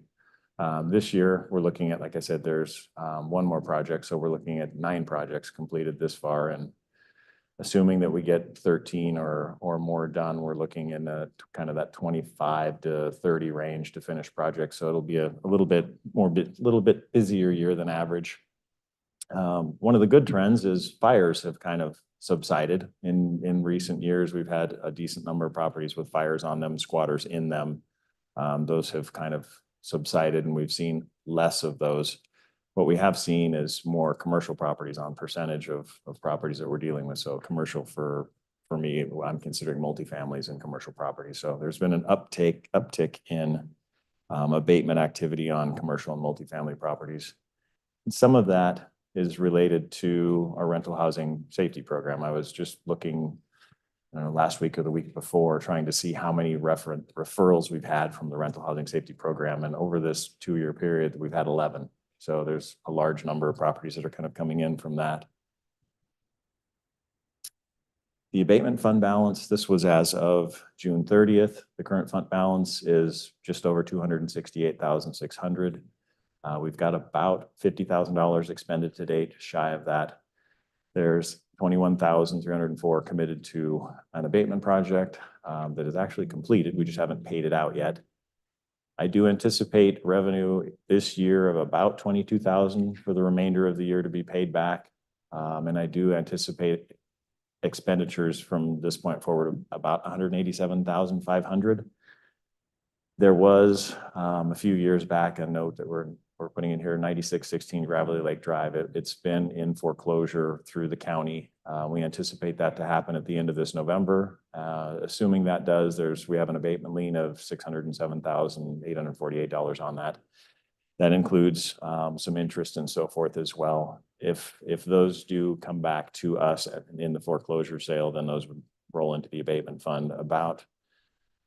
Trying to remember the numbers. It was expended between 2 programs. So Fund 105, we spent about $317,000, and then 191, which is the NSP 1 abatement fund, was about $291,000. So it would be divided between those 2 funds, assuming that those funds come back this year, and then they would be used again. One of the things that I have noticed is kind of a trend moving into 2025 is, of the 13 projects that we have abatement orders on, seeing kind of some slipping in owner compliance. They're not being as proactive as I would like. And I anticipate if some of those projects don't go the way that I'm hoping that they go, then maybe the city will be looking to do some additional abatements. And if that were the case, then the anticipated expenditures could be, instead of 187, could be upwards of 280 to 300,000. There's some really big projects that I'm hoping that owners will get into compliance.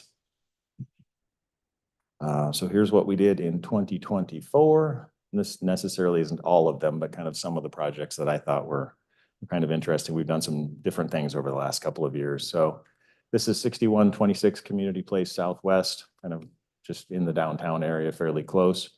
It was a property that was a rental property. So this came to us from a tenant actually living in the property. The owner was unaware of all of this on his property. So we went in there, and there was a large number of abandoned vehicles, all kinds of junk and debris on the back of the property.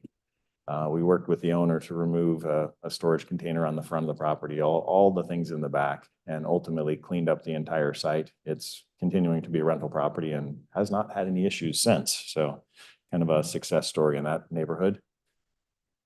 8509 Willowwood, property that I've discussed a few times at council. It's a property that there was a fire, an individual lived there, and the property had been modified over a number of years with all kinds of illegal construction, improper storage. It had a fire in the structure. West Pierce put that fire out, and it did significant damage to the structure, causing it to be dangerous. The city moved to abate that building. We've since cleared the lot, and this one will come back in a later slide, and you will see where we're at now. It's unfortunately, it's got some recidivism going on with some issues with nuisances. But another one, this is a property that you're all aware of, 9132 Edgewater. It was a single-family house that had multiple additions. It was demolished to make way for a future city park on Edgewater Drive that Parks is looking to incorporate into a larger redevelopment of that area. It'd be a nice park for neighbors to access and get good access onto American Lake.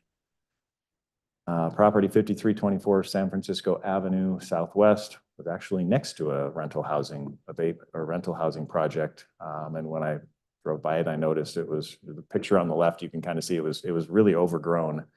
Couldn't really see the house in there. There was a number of squatters that were living in it. So we got the owner to come in and clean it out. And ultimately he decided to tear the house down. They're doing a redevelopment. So they came in and demolished the house, cleared the site, and there are permits in for a multifamily development on this property that hopefully will be moving forward fairly soon. Another one, this was an interesting property. We had to come up with lots of interesting scenarios to take this property down that I hadn't encountered before. So this is 6831 Topaz.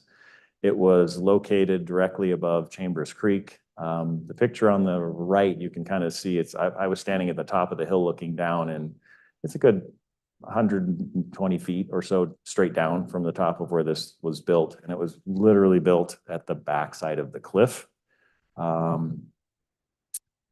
The owner constructed it. It was a really large structure, about 1,300 square feet. Wasn't framed properly. It was literally, again, sitting at the precipice of this hill, and somebody had built up all of the cinder blocks and concrete and whatever they had on site, they kind of cemented it together to make a foundation. We had to create a road to actually access this property. So we contacted Pierce County. This is actually on their property. They allowed us and our contractor to build a road from the backside of their property up to where this was constructed. We couldn't actually get through the owner's property very effectively. So we designed a road. We built a road to the property. The contractor was able to get his excavator and all of his equipment up there and haul everything back down off of the backside of the property. And we demolished that property. And when it was left, it was just kind of a small concrete slab, and you can kind of see the slope. It's really hard to get on that hill and get a good picture of kind of how steep that was. But once you get to the edge of that picture, it pretty much drops straight off into the ravine that's Chambers Creek back there. A property that was demolished not that long ago, last year. One of the later ones we did, the 10615 Bridgeport. So it was the old Napa building.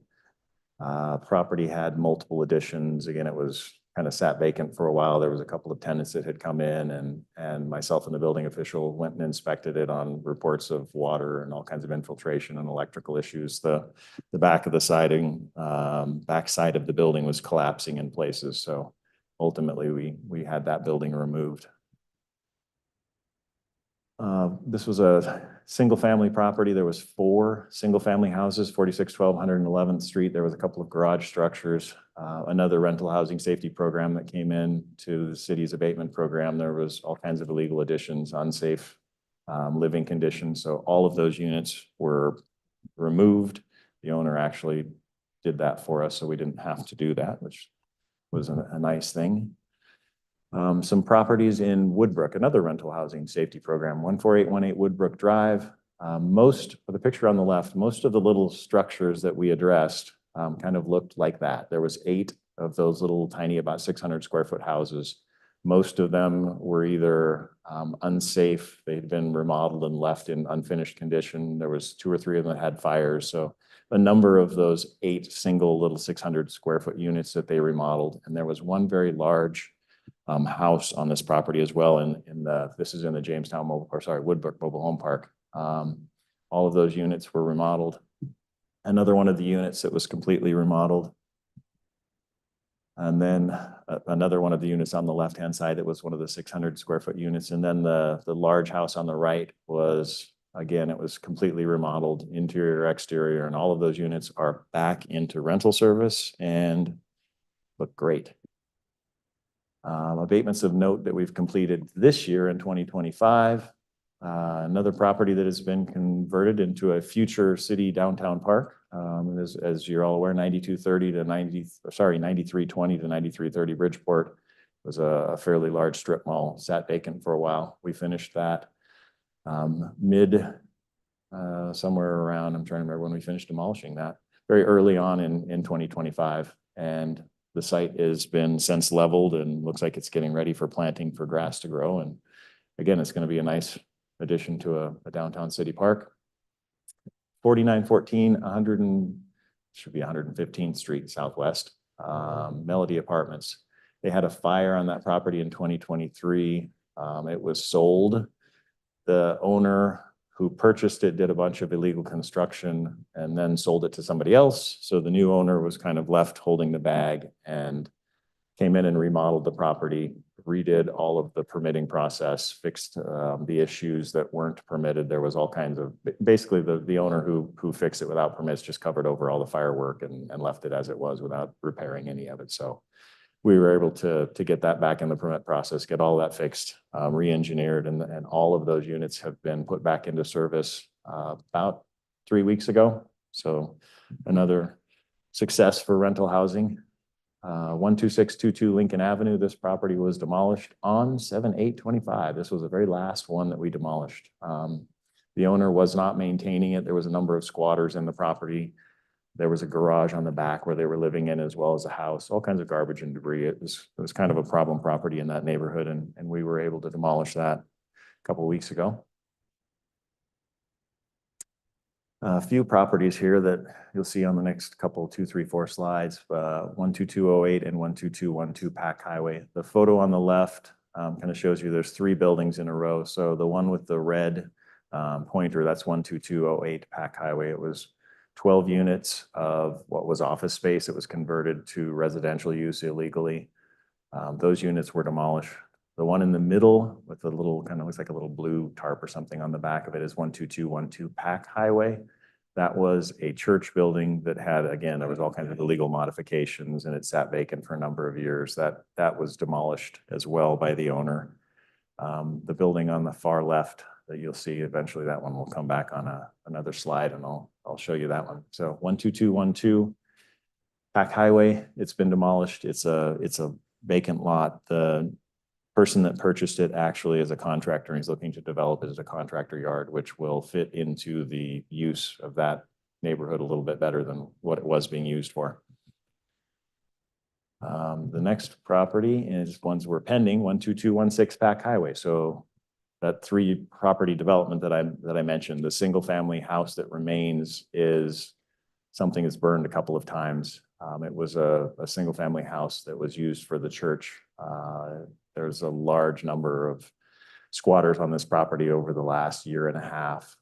There's a lot of garbage and debris. Most of it's been cleaned up, but the owner last week applied for permits, and I believe is in the process of demolishing that as well. So that structure will be gone realistically within the next week or week and a half.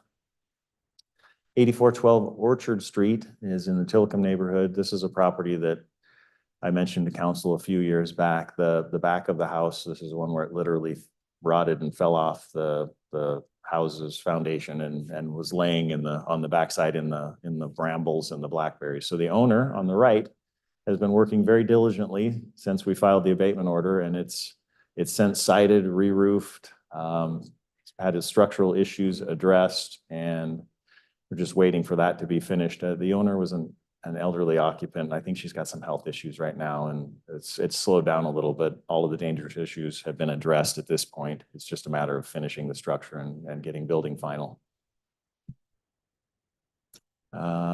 Commercial property, 5105 Solberg, one that we're actively working on now. Next week, myself, the fire marshal, and the electrical inspectors with Elle and I are going to go out and do a walkthrough on this building. It has, the front you can see it's the McCord Mart. The backside is a commercial building that's been vacant for a number of years. We've actually relocated people out of this property. It was used illegally for residential purposes 3 times. This is the 3rd time that it's happened. We got 9 individuals out of that property, 3 left before we were able to even contact them, and we weren't able to get a hold of them. But we relocated 9 people out of the property. 5 filed the abatement order and we're working with the owner now to correct the property. They're going to turn it back into a commercial use. One of the things that is going to have to be done, you can, on the left, there's a photo where you can kind of see what looks like a door, and then above the door, there's an oddly kind of shaped roof. The building on the left was the building that we were dealing with for residential purposes, and then on the right is the commercial store, and in between, they've kind of built a connection between the two buildings. So none of that was permitted, none of it is fire rated, and all of that's going to have to come apart as part of this abatement order. So they have two separately distinct buildings with no connections and separations on those as well. Carwan Mobile Home Park is a property we've been working with a couple times over the last year.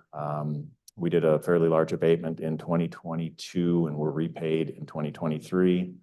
There's some follow-up work. So this shows on the left one of the units that was left and it wasn't demolished, unit 28. A photo on the right, the owner has demolished that unit. As well, when we were doing the abatement after we finished in 2023, there was a structure fire in unit number 4. So you can see the photo on the left. That unit has since been demolished by the owner. On the left, you can see there's some sewers being connected. There were 7 failing units that had septic that was surfacing on the ground. So we've been working with the owners and the health department to get those units connected. I believe 2 have been connected and they're working on the other 5. They have permits and they're working on getting them connected.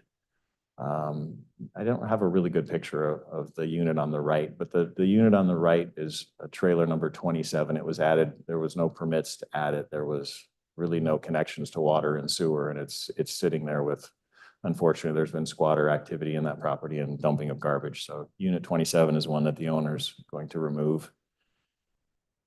As I mentioned, 8509 Willowwood Street Court Southwest was a property that the city demolished last year. After demolishing it, the owner decided to bring in a couple of RVs and a bunch of junk vehicles again. So we have since issued a nuisance abatement order on this property, and we are waiting for our warrant so we can go in and remove the vehicles, tow everything off there and get this property back into compliance. There's some garbage and so forth on the backside as well. So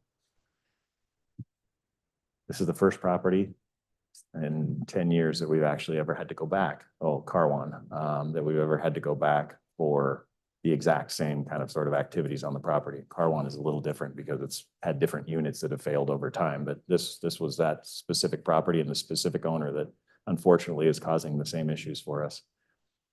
A property that came through us through rental housing, 14900 Union Avenue. There are 17 units on this property. All of them were in some state of disrepair with all kinds of illegal work on them. You can see the unit interior on the right side of the photo there. There's been squatters in that unit living in there illegally. The owner has since boarded up the property, fenced it off, and is working on getting permits. We've seen a couple of iterations through their engineer and their architect that they're going to redo all of these units and put them back into useful rental compliance, hopefully within the next year and a half. I believe they're going to do a 2-phase remodel. It's being 17 units. It's a fairly large lift for a fairly small owner. Another property, another multifamily, the Carlisle Apartments, 12721 47th. This is a property that Pierce County Health Department actually posted 2 units with septic failing. So they closed a couple of units down and notified the city, and we followed up with rental housing and dangerous buildings and are working with them to get their permits issued to connect this entire property up to sewers. So all of these 18 units will be connected to sewers.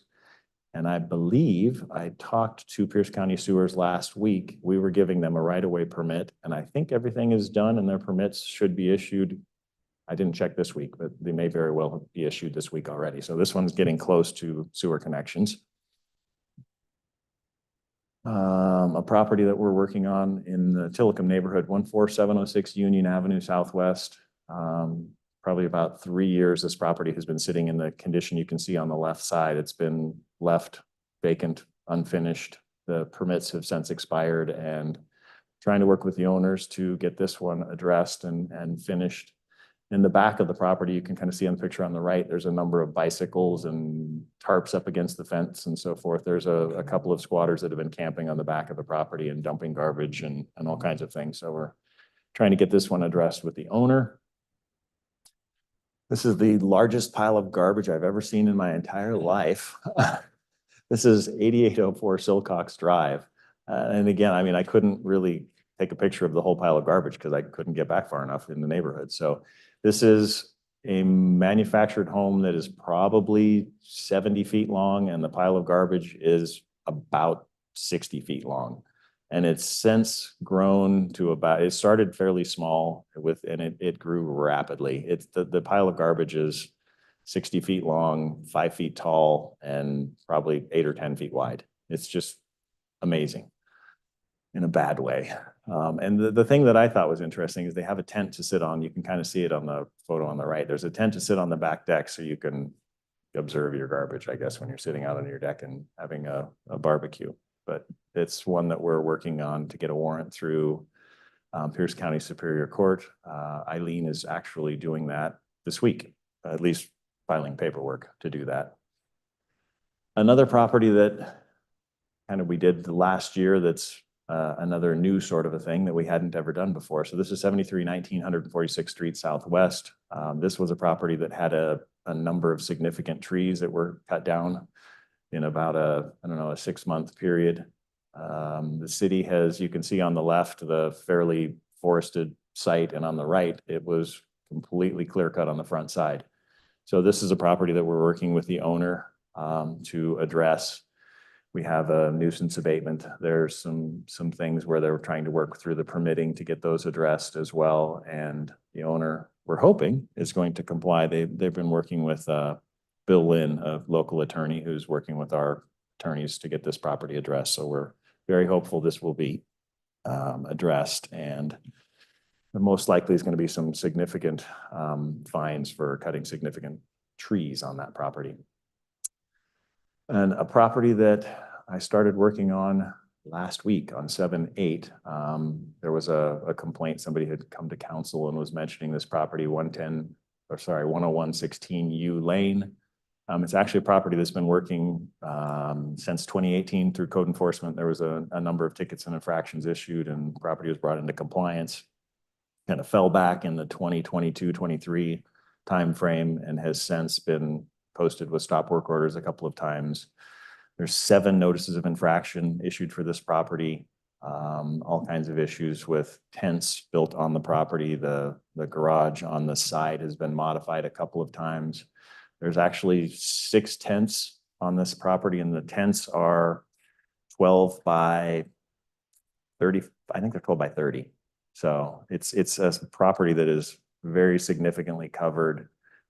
The entire lot, for the most part, it's over its coverage requirements or allowances that are allowed under Lakewood Municipal Code. It's probably 75% covered, with impervious structures being tents and houses, and yeah.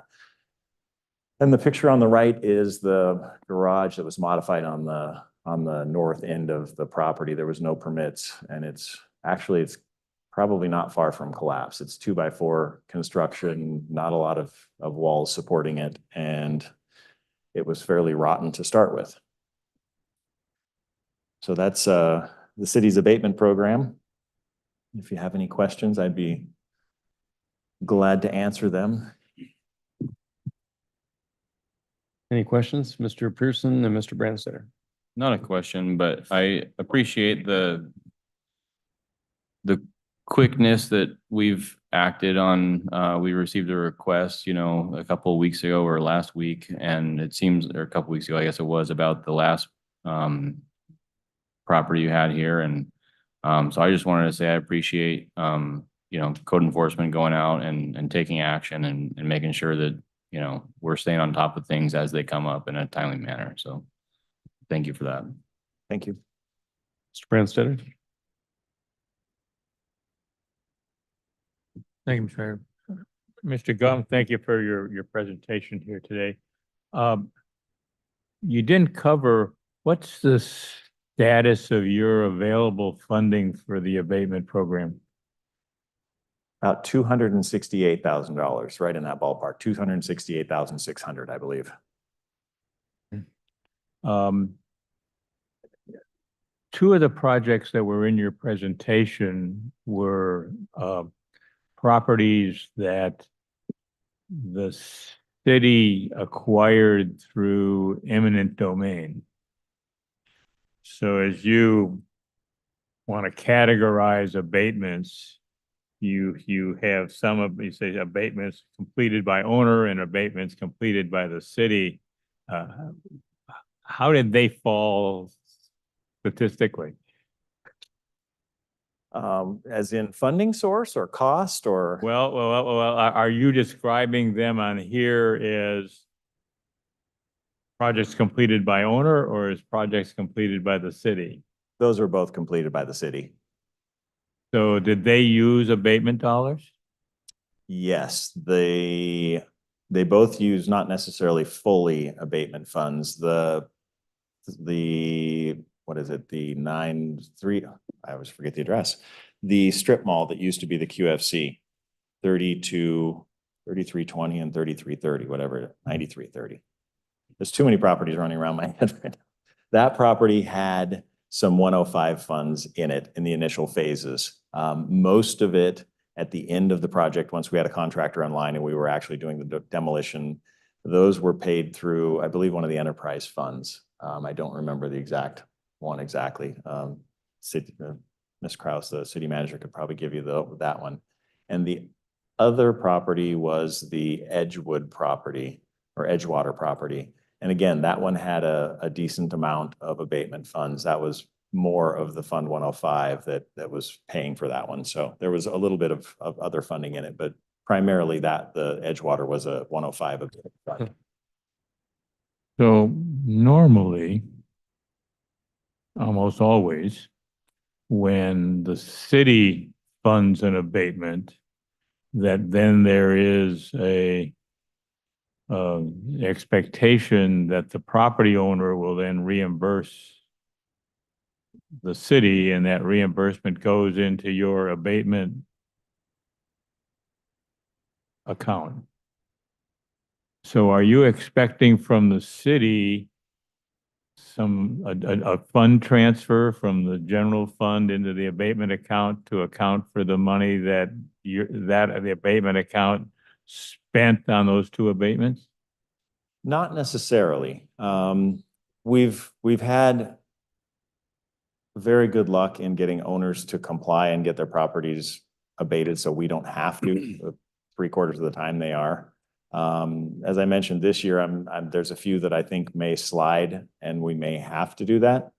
But in years past, if we've needed additional funds in the abatement fund, then the city manager has come forward to city council and we've brought projects in and said, here's what we think we're going to spend. And I would assume that would be the case moving forward if we have $268,000. I think Ms. Kraus has a point go there. ahead. Yep. Well, Exactly sure the property address that Mr. Gum is referring to, but if they are for the downtown park and the Edgewater Park, Edgewater Drive house, then those are coming from a pot of money that has been set aside for these types of work. So that was through the ARPA fund as well as through the city's general fund, that $2 million that was set aside for economic development. So those would not be coming from the abatement fund. I think those kind of more operational will resolve all of that, and we did resolve where those were charged, so. Thank you. so we haven't diverted some money that Mr. Gunn would otherwise have to No, we did not. do his work. Yeah, we did not intend to take it from the abatement fund. The intent was to take it from both the ARPA and the $2 million from the Economic Development Fund that was set aside for that purpose after council allocated those dollars. Okay. And then one of the ongoing projects you had is 14900 Union Avenue in Telecom. And that is a multifamily unit that became completely empty. There's no one in it. And the action that we took a month ago to create a residential target area in Tillicum is this site, so that if someone were to rebuild or do that in the residential target area and potentially eligible for a multifamily tax exemption if someone wants to invest in the site? I believe it is. I don't have that map in front of me, but I believe it is. All right. Okay. Thank you, Mr. Mayor. Thank you. Anyone else? Just a quick question on the large abatement lien that's part and parcel to the tax foreclosure pending. So logistically, how does that work? Will we receive that as part of, I mean, if someone bids at the tax sale, they take subject to our lien, or? Do you want to speak to that? This is Yeah. the discussion on the whole abatement process and where that money eventually goes. If you're Yeah. talking about the big pot that we're still waiting for, those are being directed back to the abatement fund. Right, and just, Yeah, so that's 9616 Gravelly Lake Drive. Right. So the way that it works is Pierce County used to do 2 foreclosures. Now they just do 1. So there's one in November. It's usually on the 4th or 5th, depending on how the calendar falls. It goes through the process of auction. If somebody auctions at auction purchases that property, those funds then come back to the city of Lakewood. They're then deposited into our abatement fund and we reuse them. If it does not sell, then it becomes a tax title property of Pierce County. The city then could choose to, you can redevelop any property in the city of Lakewood and get those through tax title by just paying off the liens and so Mhm. forth. But it would have to be a property that was developed as affordable housing, and you'd have to have a nonprofit involved to do that. So in years past, we have done that with properties that have gone back to tax title. If they don't get sold, typically we've used some of our home dollars and repurchased the property and rebuilt on them with Habitat. In this case, I would assume that property would garner some interest at the tax title sale. I mean, the property itself is worth, I think they have it assessed at $446,000, which is probably realistically a low valuation on that lot as a vacant lot. So I do anticipate, even if the city were to not necessarily recoup all of its funds, a very significant part of the 600 and so $1,000 would come back. That's kind they'll of what I bid would assume. through the tax lien up to the abatement lien. Yeah, and then all of those funds, the county just disperses them back to the city. It takes about a month and a half, 2 months, somewhere in there to actually get those back into the city's fund. Okay. Very good. Any other questions? Well, thank you very much, Mr. Gum. It's a great program, and you and your staff have done, and Eileen McCain have done incredible work, which shows in the community. So thank you for that. Thank you very much. Yep. So the next item is the review of the 2025 Annual Development Regulation Amendments. And let me just ask Ms. Spear, how long of a presentation do you think we have? Because I'm thinking about a 4-minute recess, just briefly. That would probably be a good idea. Thank you. All right, let's do that. We'll take a 4-minute recess. Or 5. That would probably.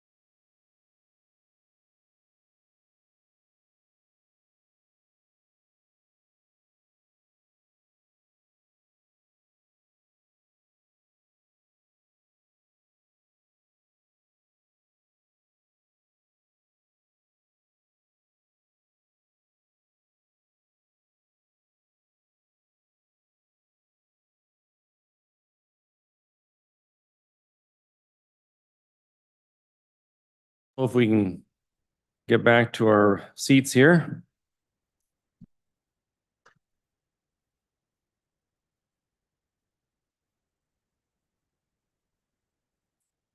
Yeah, I need to step up a little bit. Right, we've got most of us here. We're waiting just for a minute for the return of a council member or two. I can see without my glasses on. There you go. I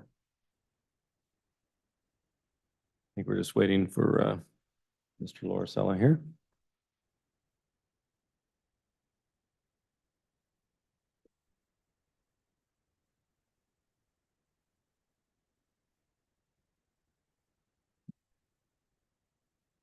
Okay, Ms. Spear, you're on. Thank you. Welcome. Thank you, Mr. Mayor and members of the council. Tiffany Spear, Planning and Public Works Department. So as the slide says, this is the introduction of, there are a total of 16 proposed amendments, termed annual development regulation amendments before you this evening.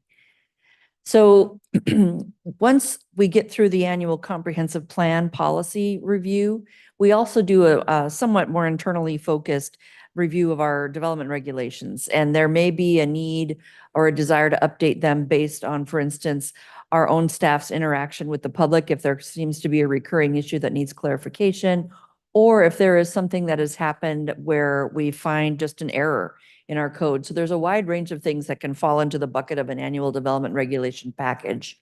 What you see this evening is, again, a total of 16, and they would amend the LMC titles 1, 2, 12, 14, 16, 17, and then 18A, B, and C. These were reviewed by our planning commission. They held a public hearing. There was no public comment submitted, and then they took action on July 16th to bring this to you this evening. In summary, you have, again, a range of issues, and some of these are truly very technical and omitting a word or replacing a word that's incorrect. But then there's others that are more substantive, so I'll spend more time on those with you this evening, and of course, answering questions wherever you have any. So as it sits, we're going to be moving through this introduction this evening, and then on August 4th, you're scheduled to hold a public hearing. And at this point, the council action is scheduled for August 18th. Effective date would be 30 days after adoption. So I'll just start by moving through these. Please do stop me if there's anything that needs further clarification. But the First Amendment is to remove the ability that's currently in code for the hearing examiner to decide whether or not an appeal fee of a land use decision would be paid. The fee is actually set by City Council, and it is not something that the hearing examiner has discretion to decide. So this is just removing that out-of-date language. The second one is also technical in nature. This is just to remove any remnant references about the Planning Commission as the Planning Advisory Board. There were several sections of our code that still did that. And then in addition, in that first section, there were, it's 2.90040. The underlined language is added just to explain a little more clearly what the Planning Commission is here to do. It doesn't suggest any changes, it's just to clarify. And again, here's some additional sections that are affected by this amendment. The third amendment, another technical one.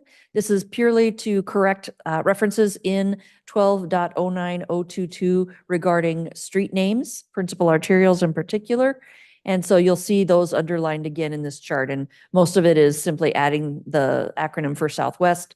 And then the other one is Far West, correcting that to be a single word. Oh, Mr. Branstetter?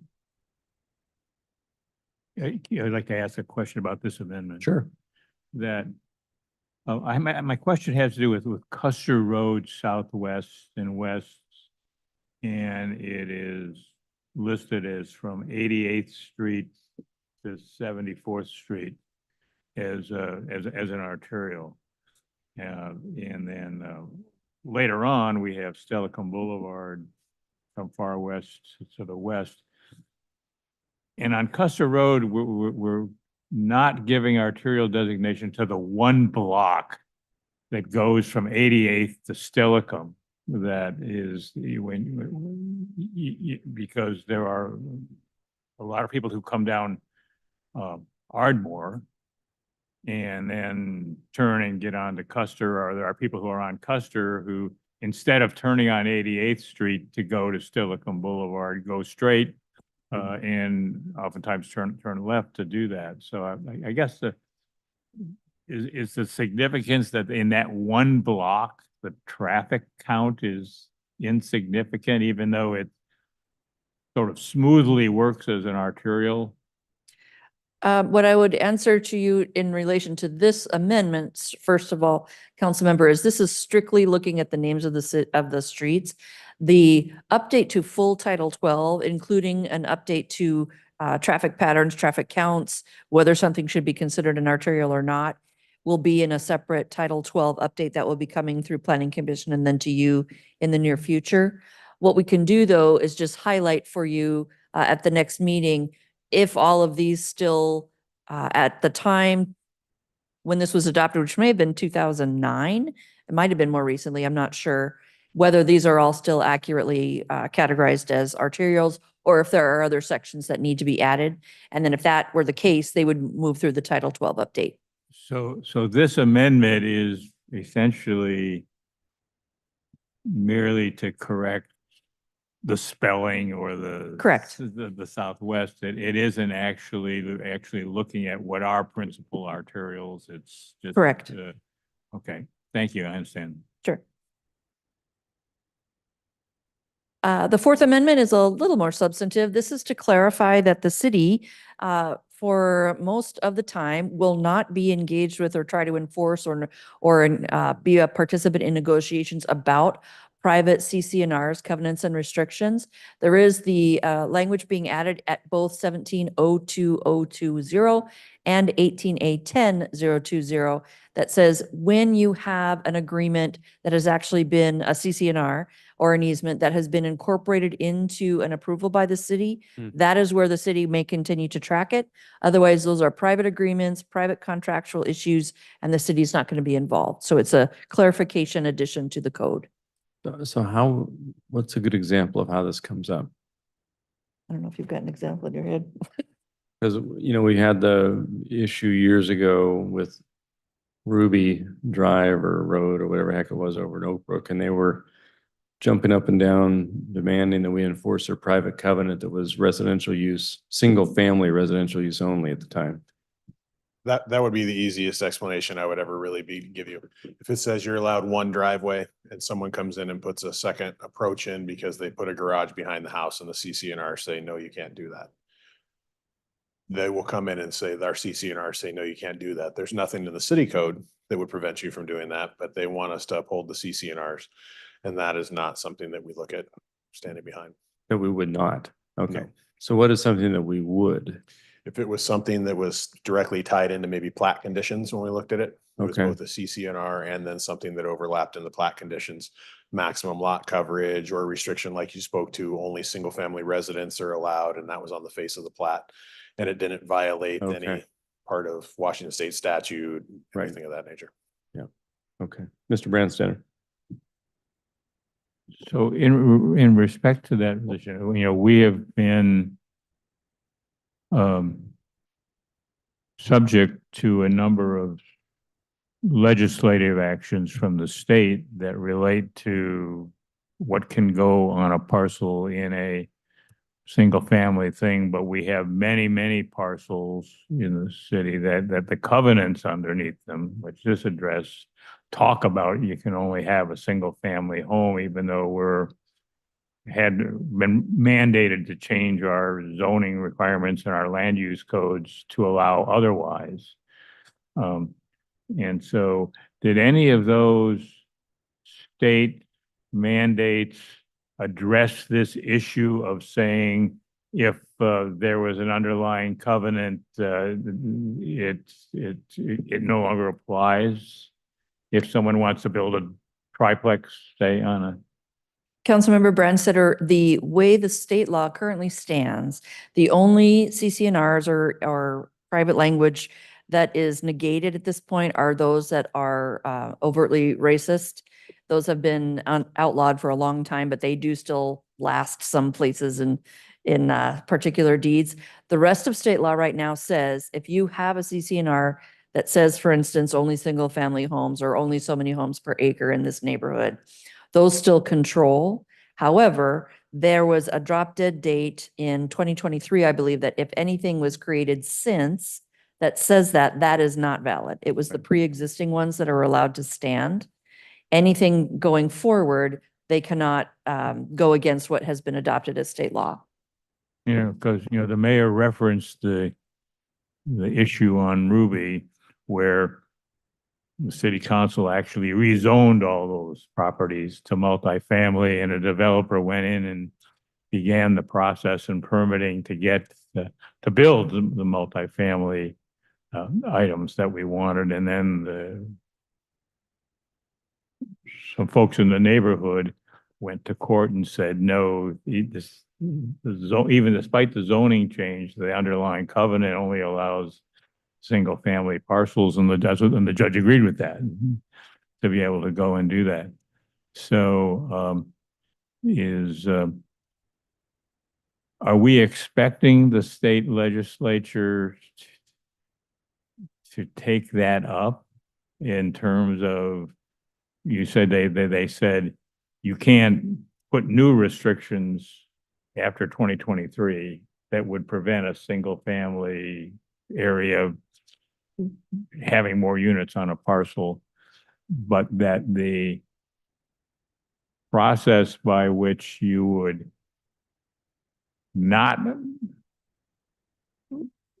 if someone applied to build a duplex or a triplex on a parcel, this would say we would move forward and we would look at granting those permits if it's allowed in our zoning, and that it would be up to a neighbor to go to court to say that the permits that we have issued are wrong.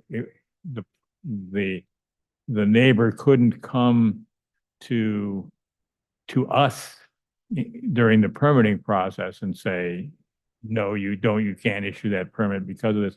Or would this language allow a neighbor to do that without having to go through all the expense of going to court? No, this language is affirming what you were saying, that the city does not take action, does not try to enforce CCNRs. It is up to the parties to speak to each other about that. So if someone were to challenge and disagree with an application, for instance, to add additional units on a parcel based on CCNRs, they would be making a Superior Court appeal, land use appeal, and it would not be the city taking the role of upholding or not what those CCNRs say. Okay, and if a case like that was filed, you know, in the Superior Court, would that put a hold on our proceeding with the permitting process?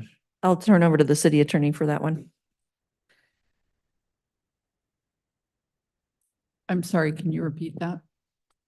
So if a person applied for a permit to build a multifamily unit of, say, a triplex or a fourplex or even a duplex on a place where the CCNRs say only single family residences and maybe even with ADUs, and a neighbor then went to court, or someone went to court to based on CCNRs of saying that should not be allowed.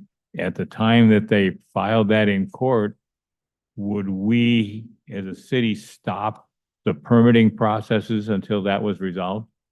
Councilmember Brands, that are members of the council, I can't speculate as to exactly what we would do, but assuming you're hypothetical, I know all that there is to know, that it's essentially a private action over CCNRs. We would not necessarily do anything in anticipation of what the court's going to do. And if I were the attorney for the person seeking to enforce the CCNRs, what I would be doing is getting a court order.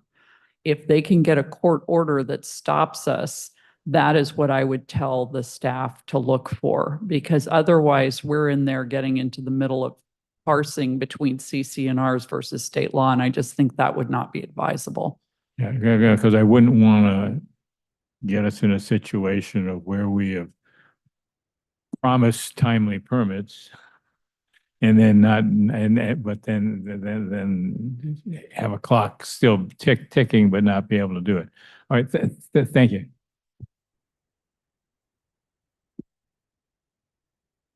The Fifth Amendment, again, is a technical in some natures, but what it's doing is updating a number of sections of code to get a certain point across. This is to clarify what the Planning and Public Work Director's interpretations cover, the types that they do, and also what they don't do. And so in summary, I'm not listing up there on the slide everything that's there in the actual amendment that's included in your packet, but essentially there are administrative, informal, and formal interpretations. They could relate to easements or private agreements, and then they can also be related to the, or making sure that it's included on the permanent record. And then there are also discussions in the proposed amendments about what do you do with a use that may be in keeping with what the code says, but isn't specifically listed. How do you handle those, quote, similar uses? So the idea here is, again, to clarify where and when and what a director's interpretation would include, what would cover. And then where the removal you see is the director determines that it's not similar to any use, the proposed use shall not be permitted. That language, instead of having it here in 18A 40-020, it's a reference back to 18A 10-070, just to, again, clarify and streamline how code is organized. Amendment 6 is more substantive than the others we've gone to so far. This is to allow, quote, breweries and, quote, distilleries within particular zones within the city. It is updating and in some cases removing language that is already in the city's code about a number of different types of uses. So you'll see removing definitions of brew pubs, brewery, production, small craft distilleries, and tasting rooms. But then it adds definitions for brewery and distillery, which in large part just absorb those other separate terms. Where this would apply is in the neighborhood commercial 1 and 2 zones, the transit-oriented commercial zone, which is in the Station District subarea, the Central Business District, which is here in the downtown, commercial 1 and 2 zones, and 3, excuse me, the Industrial Business Park, and then industrial zones 1 and 2. It takes out some allowed uses in the land use tables, and I'll show you those in just a moment. And then it also adds parking requirements for breweries and distilleries, and those are based on existing code in other jurisdictions here in the Puget Sound. Can I ask you a quick question on that? Sure. So what was the thought process behind removing brew pubs and tasting rooms as allowed uses? It is taking those and incorporating them into the use of brewery or distillery. It's just removing outdated terminology. Okay. The definition is now consistent with what the Liquor and Cannabis Board regulates. But does brewery and or distillery include Yes. wine? It does. Actually, wine is separately regulated in our code. Okay. So what you'll see here on this table is the current language. Breweries, small craft distilleries, and wine production are each listed separately. Okay. And you'll see that wine production is included as a permitted use in Industrial Business Park and Industrial 1, whereas the others are in other zones. And then you'll see, again, down in residential, actually, small craft distilleries are allowed. What we're doing is, in the proposed code, removing and clarifying in the code that brewery and distillery cover all of those various things that were in the code prior, increasing the zones where they are allowed. There is no change to the wine production. And then you'll see the definitions there of bar, tavern, brewery, and distillery. And you'll see all of those include, or one or more include those that you just mentioned, Mr. Mayor. Okay, so we'll go back Oh, real sorry. quick, that last slide. Let's see, conditional use. The no NC1 for the bar/tavern. That's existing code too, right? Correct. That's no change from current code. Okay. So this is Oh, some. I had a quick question. sorry. Mr. Lorso. Okay. Yep. Thank you. Just a quick question. Why are we not considering expanding wine production to apply in the same areas as breweries and distilleries? I will turn to the director of the department. I would, as a non-drinker, I'm not going to be able to give you a good answer. So I believe the reality when we look at it is it didn't get looked at by the department primarily because the current we're seeing is tap houses, breweries, distilleries that have all been expanding. We've not seen wine production or wine sales really expanding based on the production methodologies that you have to use with that.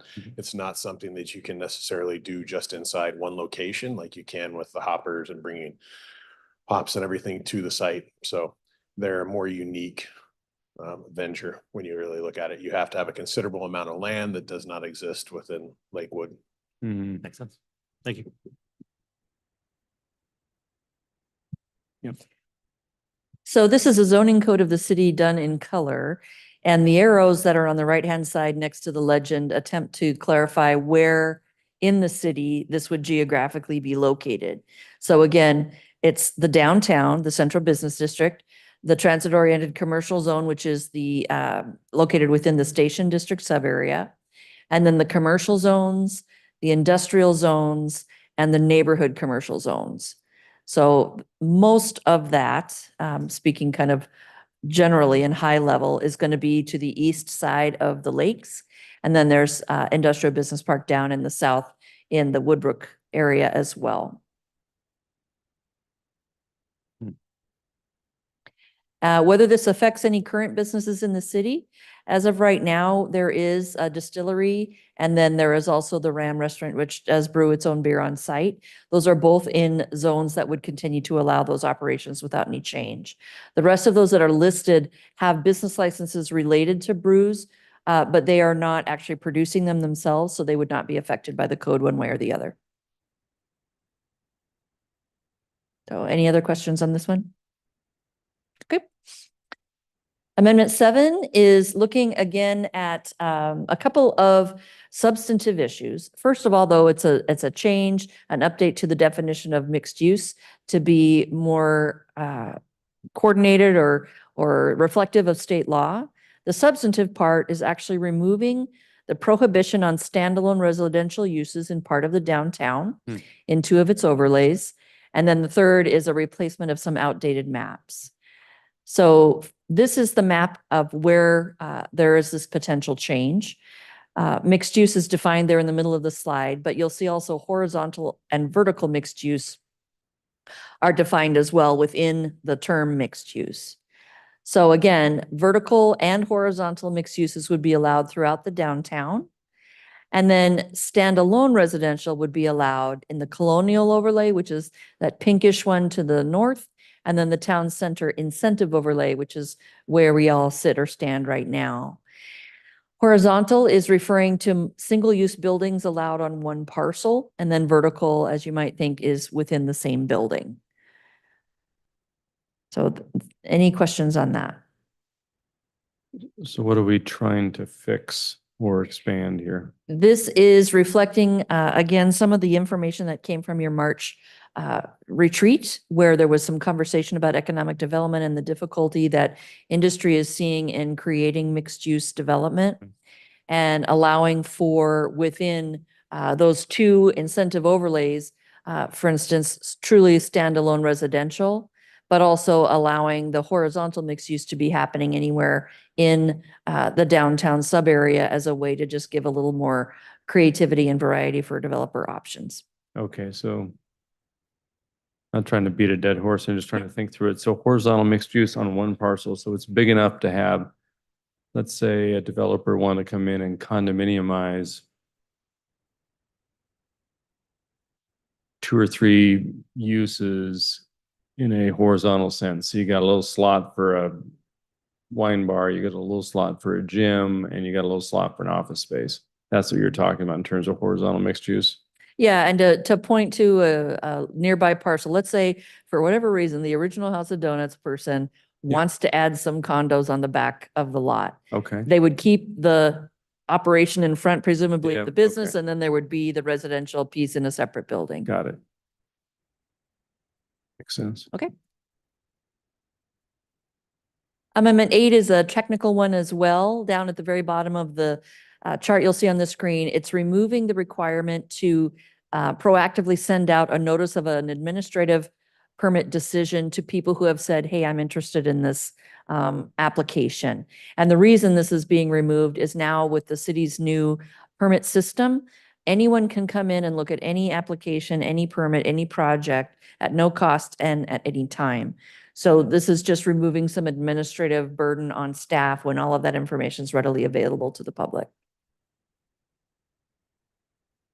The 9th is, again, clarification, looking at adding definitions about major and minor permit modifications and the threshold that would apply to each. It's based on the percentage of change in a scope or scale of a permit, to put it very vaguely.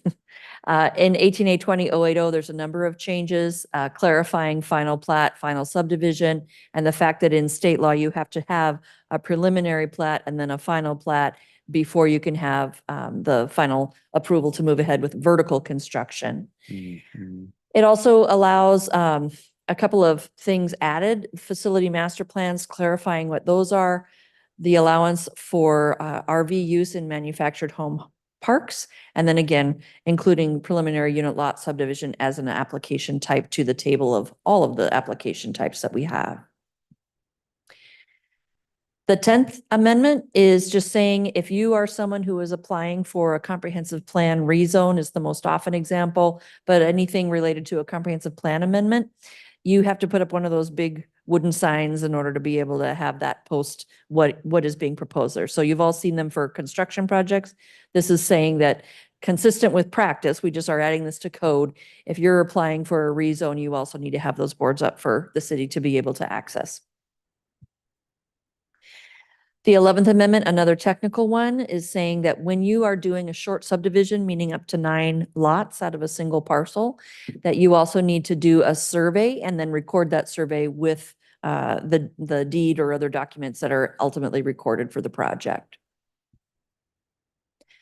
Technical correction in Amendment 12, and you'll just see in the second paragraph there, please ignore the weird spacing, that doesn't apply, but on that second paragraph where you see available at in 2 places being removed, that is simply because we are no longer trying to give a specific website address or other location for these documents. That changes all the time as websites change, but just referring to the document itself. And so staff or applicants know what they need to look at when looking for utility pruning guidance. 13th amendment is related to adding definitions that are not in our code right now, but questions come up about them. So in this case, it's animal shelter, animal short-term boarding facility, and then tree canopy drip line. 14th Amendment, this is taking out language that is only in city code as far as I can tell by choice of the city at one point. This is not a requirement in state law. But this would remove the prohibition on having pre-used manufactured homes in one of the city's manufactured home parks. So once upon a time, pre-1969, 1970, you had the old mobile homes, which were of a substandard compared to a stick-built home construction. Now you have manufactured homes, which are certified by Department of Labor and Industries, and you also have just additional hardiness, if you will, of those. Sorry for lack of a better description. But the point here is we're taking the language out that prohibits the allowance of a used or pre-used manufactured home in a manufactured home park in Lakewood. The 15th Amendment would be to change and allow additional. Quick Sorry. question. Sure. Mr. Pearson had Quick one. question on the mobile home thing. So is there any way, do they have to, I assume they have to have like a certification if they get a used one that it's like meets current, standards and stuff? It's not like you can just get some random. Correct. Yeah, it would need to be certified by LNI and Okay, within habitable. And I'm sorry, I don't know if it's on here, but the intent is to also have them be subject to the rental housing safety program. Okay, thank you. Yeah. Mr. Brandstetter. Yeah, just to follow up on Pearson's question. The 2, Okay, and it says be built or meet to exceed the standards established now or hereafter amended.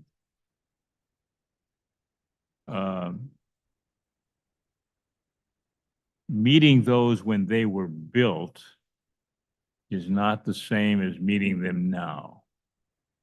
If you're taking in a manufactured home and relocating it so that you're putting a used home in a spot and it was built 15 years ago. Maybe it was built to meet standards of 15 years ago, but it's not meeting. It doesn't say currently meet the standards of the code. How do you address someone bringing an older home that when it was built met these standards? And of deciding whether to allow it. So L&I goes ahead and is the one that actually titles and licenses any structure that is fit for occupancy in Washington State. They're really licensed more like a recreational vehicle would be in terms of they receive a title that goes on the structure when we look at it. The reason that this is being brought up is there was an opportunity in what we're looking at as maintaining affordable housing around the city. When we look at it, this was a detriment to really what we were able to do. We had offers for, better manufactured homes coming that were older, like we're talking 2000, 2005 that were available. But based on the fact that we had previously had been granted a title, were we allowed to move any of them in, we're unable to take advantage of those offers when they've been given to us. So this is a move to be able to look at things like Carwan and some of the other parks where they've had fires or the ability to go ahead and maintain that affordable housing through this avenue. So we would look at labor and industries and the ability, is it still considered a standardized allowable structure for living? And they do go ahead and they start pulling those down, or they won't go ahead and retitle, because a lot of manufactured homes, when they're moved, the title's removed and then it has to be placed back if you're going to do anything with it. L&I won't do that if it's substandard. So, like you mentioned in Carwan, and earlier this evening, Mr. Gum showed us some places of where a manufactured home was removed because it was gone, and then so there's an empty spot there. He showed us several of them. And so if someone were to buy a manufactured home that's sitting elsewhere and bring it to put it there, is L&I the operable person that says that meets the energy code and all the other things, or are we? So L&I has a standard for the standard construction and ability would be, what we would look at would be the rental housing safety program would also look at it still, does it meet all the requirements and the qualifications for that program? You'll not find a facility or one that is falling apart, used manufactured home that is falling apart that's going to meet the requirements of what would be needed for RHSP. So that's kind of a dual hat. L&I has authority over the structures themselves because they're responsible for the initial inspection, any modifications, anything of that nature. And then we would have authority based on where they being placed when it comes to the rental housing safety program. So it's hit 2 times. I guess it looks like as we are making this change, we're taking out the sentence about may not be a used mobile home. Okay, but we're not changing anything in number 2 that it says be built in, or that if it's a manufactured home loan, that it currently meets or exceeds the standards in 42 USC 70.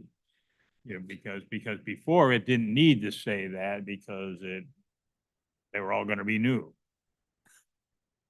So I guess I would like to be able to say that just if it's a used home has somehow got to do something better than when it was built to meet this standard.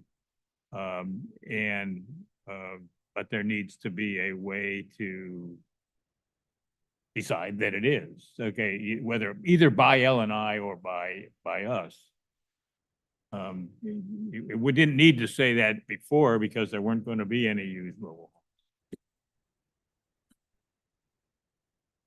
I think council member, maybe to achieve what you're looking for, it would be a potential amendment to sub 2 to just start with the word meet. And so it says meet or exceed the standards established.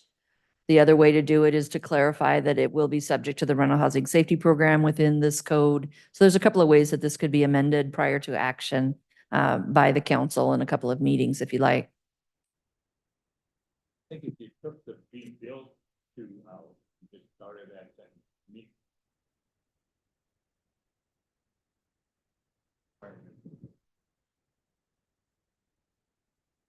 And apply to both used homes and new. I'll gladly look further into number 2 and what we're looking at, but I want to be clear. The point of what we're looking at for the amendment is to go ahead and bring newer, better manufactured housing in to replace ones that are detrimental. If we're looking at going and putting in, it must meet this specific standard or the current thermal activities, things of that nature, and we get too stringent, there won't be new manufactured coming in, a used manufactured that's of better quality than what is already existing. A 2005, say, versus a 1987, that won't occur. They're not going to open the structure. That's an L&I permit. The walls are not thick enough to meet some of the new energy code requirements. So there is some give with what we're looking at. So I see no issues with what you're describing, council member, and trying to set the standard for what we would expect to come in. But we need to be careful in how we lay it out, or it will be ineffectual to change. Mr. Pearson? Thank you, Mr. Mayor. Yeah, I agree with Mr. Remack's comments here that, I think that's the goal, is really to get some of these, 50, 60-year-old mobile homes brought up to at least, something that's more livable, more, modern. And it probably isn't going to meet the current L&I standards, but it'll be a heck of a lot better than what's currently sitting there. So I think that's where this is trying to get to, at least.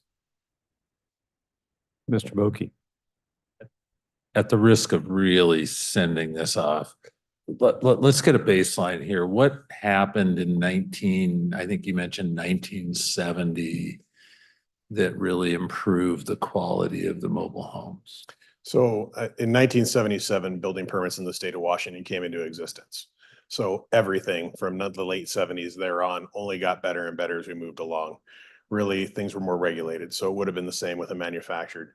How the division occurred, that Labor and Industries is the one who has control over manufactured homes, RVs, trailers, things of that nature. I can't speak to that, but that is really what the trigger was, is there was actual regulation that came into place. So in the state, I thought there was some national changes on mobile homes. There very well could have been, but in right. the state, all regulations really came into effect in the late 70s. Okay. And that's your. That was a triggering event. That's your trigger date. So the goal, and I think Mr. Pearson said it, but to reiterate, the goal of this is to say I'm and some of these mobile homes come from presumably the 60s, some of them. I think I've been in one recently that was in the 60s, and they're in tough shape.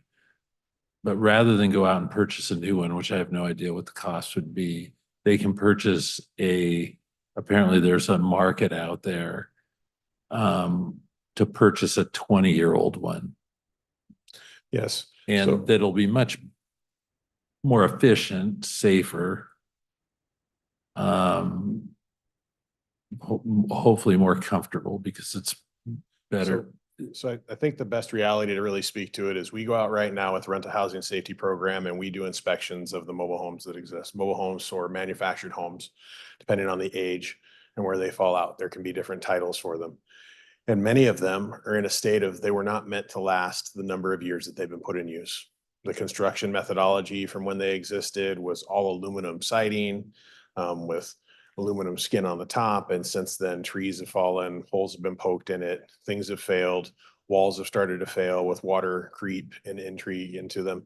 So when we're looking at it, what this is really doing is pushing to move in a positive direction while still maintaining affordability. The only other option when you look at it is someone has to have the financial resource to buy a brand new manufactured home currently and put it into the park when they look at it. It also has to have the ability to fit on the footprint of what they're looking at. Right? So this is giving flexibility for people to be able to be rehoused or get a new home and improve their quality of life while still doing it at a lower cost. And we will look at that with the rental housing program to ensure that it still meets life safety and all the requirements. Thank you. Yep.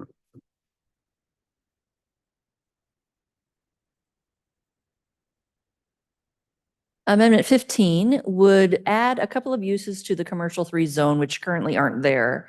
And my personal opinion is this was an error that actually arose in the Title 18A rewrite in 2019, because the commercial 3 zone is only assigned to the single parcel where Walmart is located. And it right now is non-conforming because per our code on paper, grocery store and general retail are not allowed in the C3 zone. So this is a correction to something that I think was an error dating back to 2019. At this point, C3, as I said, is nowhere else in the city, but that doesn't preclude the council at some point to rezone something C3 in the future. And so this is just being a little more realistic about what's in it now, but also allowing those uses elsewhere in the city should C3 be assigned to a different parcel somewhere else. The final amendment is kind of two-pronged. We have an explanation, and this is, we're getting into wonky code language and clarification, but there are parts of our code that talk about variances and parts of the code that talk about deviations. And if you really split hairs to try to get this consistent throughout our code, a variance is the tool that is used to deviate from current code. So deviation is an action. The variation is the noun, if you want to do it in sentence grammar. So this is clarifying variances and deviations in a couple of spots in our code, making sure that that's consistent. But then the other more substantive piece to this is talking about what are called iconic signs. And the potential here to add iconic signs is an allowed use within the city's code. And you'll see there in that last sentence on the slide, explaining that an iconic sign is one that, by virtue of distinctive design, historical context, cultural significance, or longstanding community value, contribute meaningfully to the identity of Lakewood or the Puget Sound region. So I'll come back to original House of Donuts. That sign that is in front of that business is non-conforming, and if they were to try to duplicate it on another parcel or make some significant change to that, it would actually not be allowed in our code. And so rather than go the path of that is something that I think is beloved and recognized in the city, to say that that couldn't duplicate itself somewhere else or some other iconic sign for some other business or organization couldn't be built. This has a total of 12 criteria that have to be met in order to qualify to be an iconic sign. And if they satisfy those criteria, then those types of signs could actually be built in the city. So I don't think I have more detail about it. No, I don't. But I'll certainly have more information about that at the next meeting for the public hearing. Mr. Branstetter?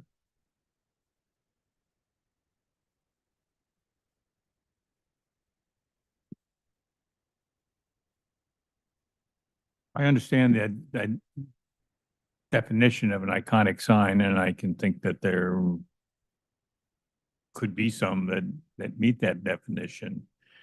But if the underlying element of our sign code is that signs are either allowed or disallowed and have to be without regard to their content,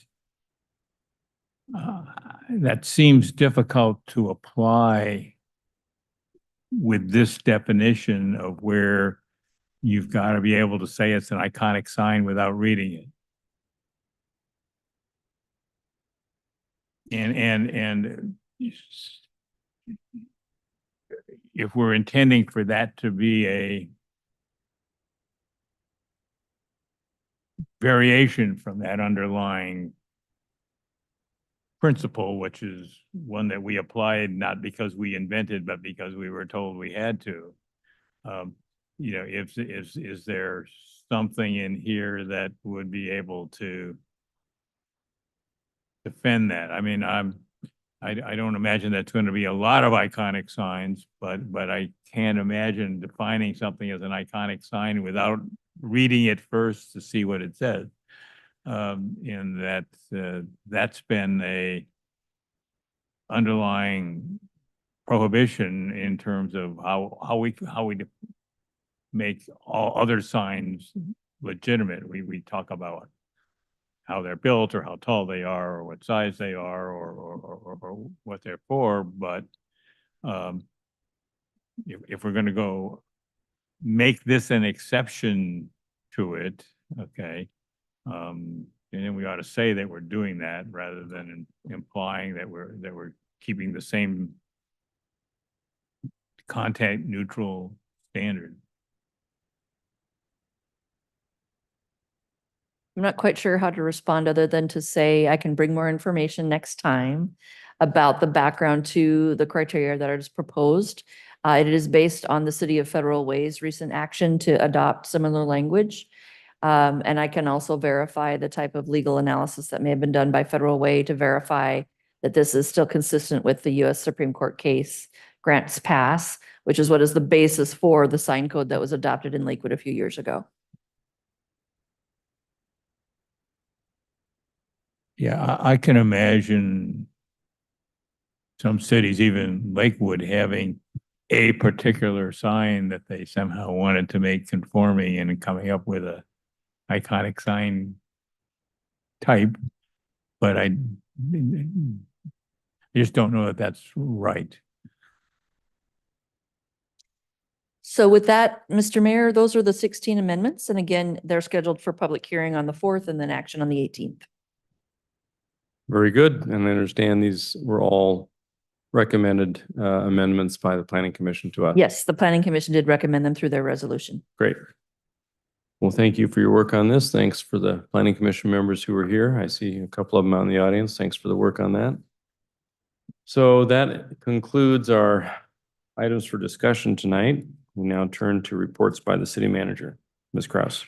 I'm going to try to keep this pretty brief. So I have a Summerfest update. And first of all, and I think you've already seen some of the emails that came out, just a huge shout out to Recreation Coordinator Sally Martinez and her entire team. It was great to see all the different players, not just the recreation people, but or even the O&M, but there were others from the different areas, like even capital projects out there supporting the event. The weather was perfect. It wasn't too hot, not too cold, just the right amount of sunshine. Everything went smoothly on Friday, and on the big day of the vendors moving in, there was about 230 vendors. Looked like everybody had fun, and there was nothing of significance on any of the police reports. This is also a time when we got attention from Tacoma News Tribune and also Q13 TV, which you saw the video. And so given that the event just occurred, there's not a whole lot of information that can be shared tonight. The Parks team is working on that piece of it. And I've heard this from several council members as well, that this is probably the largest attendance in the 28 years history of the Summerfest. 98% of the food trucks completely ran out of food before the event was even through, even though that they had anticipated and brought more food. The sales report should be available in the next few weeks. I mentioned I'll there was take credit for 200. some of the food eaten, but yeah. Yeah. There were 230 vendors and partners at the event.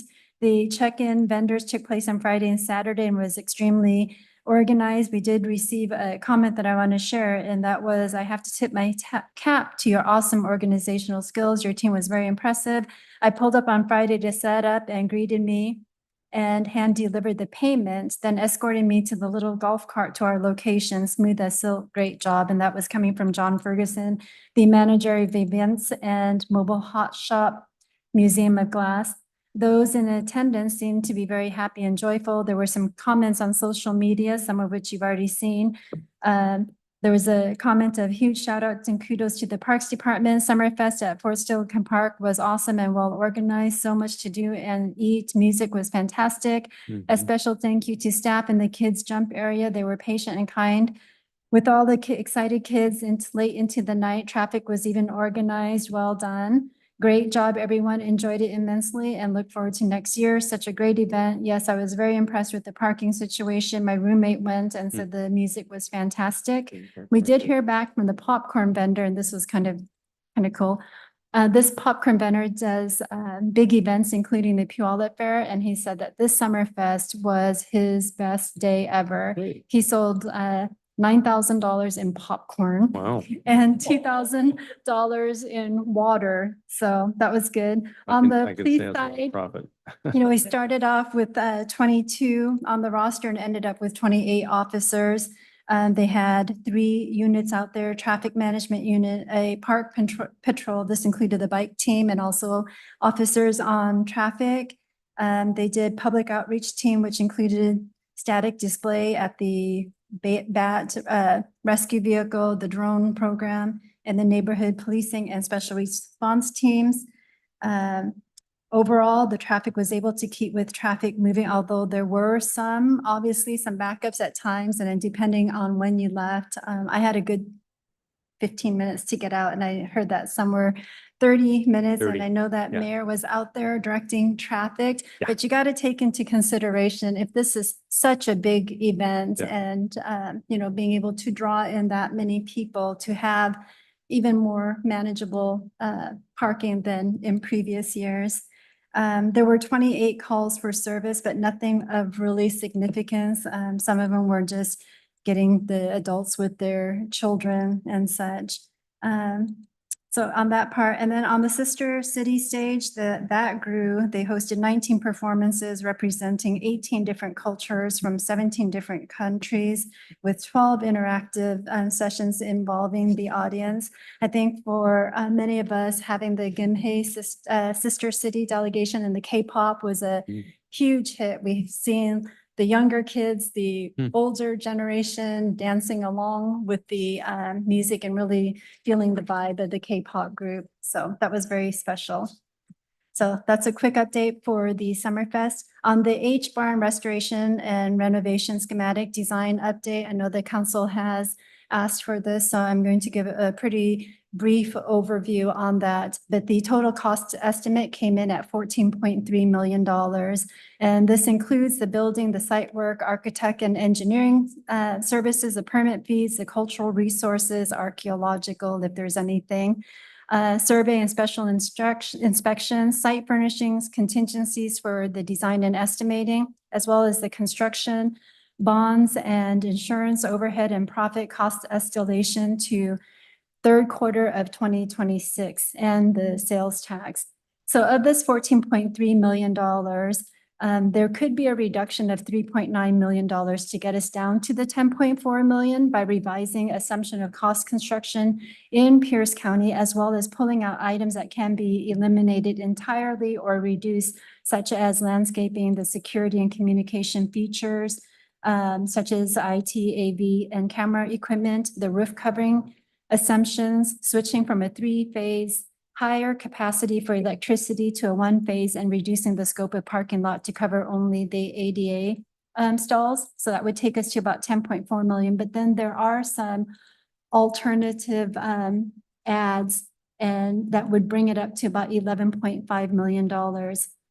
And so that would be adding back the 3-phase power and then some additional site work beyond the minimum permit requirements. So I want to take us back to, the original cost estimate when this was all done back in, I can't even remember what year, maybe 2021, when we came to the city council with some assumptions, and when we gave the go-ahead for the partners for parks to start some of their work.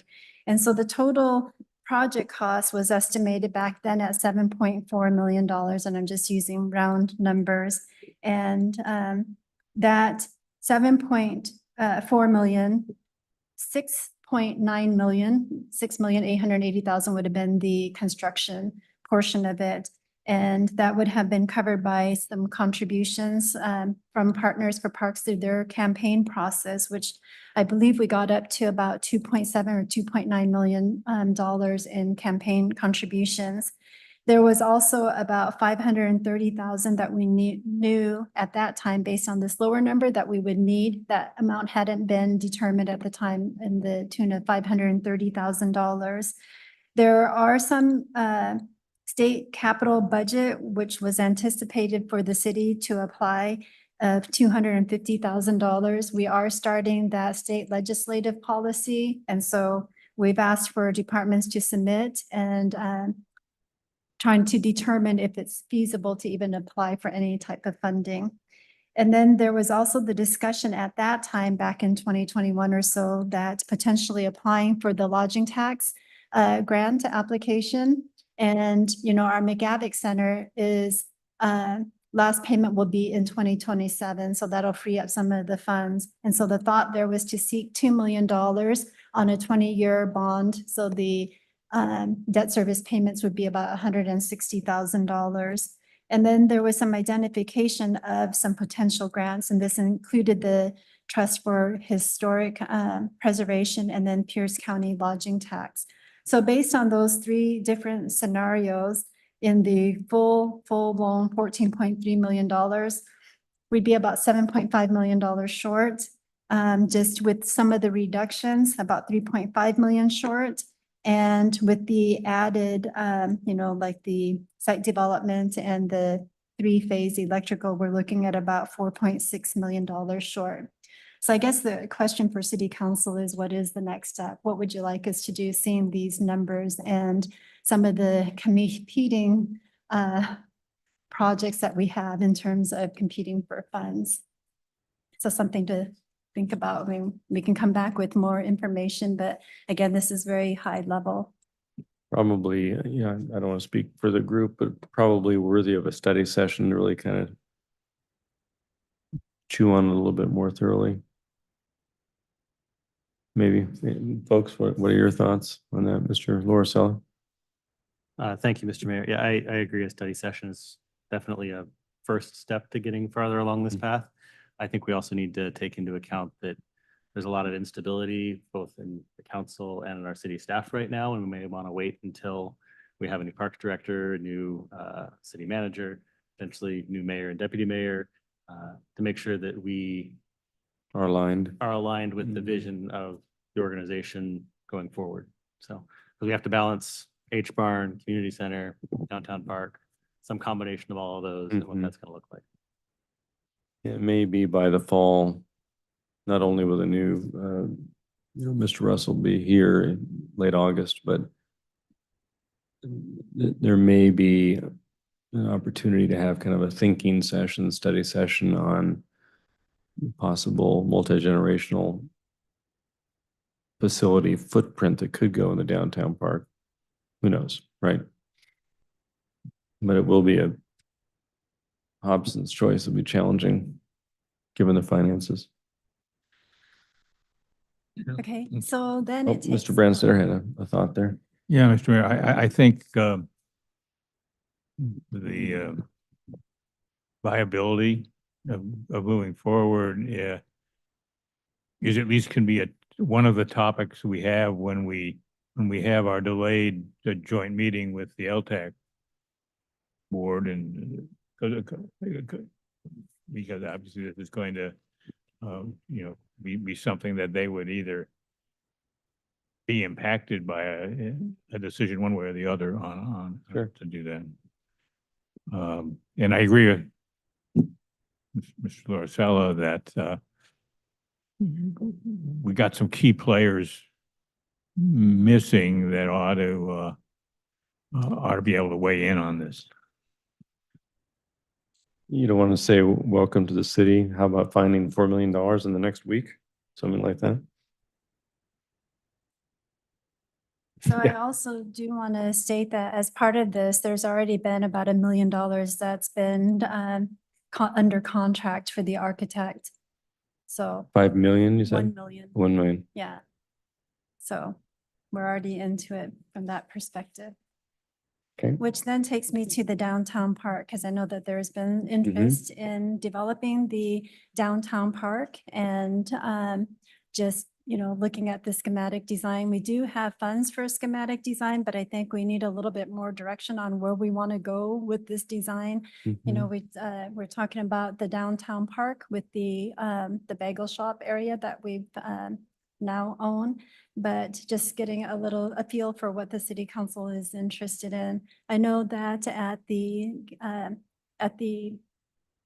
welcome dinner, there was, they showed us some photos of the sister city park that they have in Federal Way. And I didn't get a chance to do much research on it, but I believe that came through the sister city and not necessarily the city. It's a beautiful, beautiful setup that they have, but I think it would be good to have a little idea. And before we go out to do that, if we were to do some schematic design, we'd have to take into consideration some stakeholder discussion and internally and some community engagement as well. So that could be, 6 to 8 months process right there. So if this is something that the council is interested in and recognizing that we'll have new council members, we'll have a new city manager not too long from now, and a new parks director, something for the council to think about in terms of timing and, what your interest would be, or if we delay some. My thought, when I kind of kicked off the conversation a little bit a week or so ago, was at least to start the process, whatever that may be. And we know it will need to have active public engagement. And I know that I've seen the little dot boards out there at the Colonial Street Fest we had, and we're starting to try to get some feedback from the public, but obviously we need more robust engagement than that. I think the Parks Board obviously will want to be, or should be part of that. The new Parks Director obviously would be as well, and City Manager.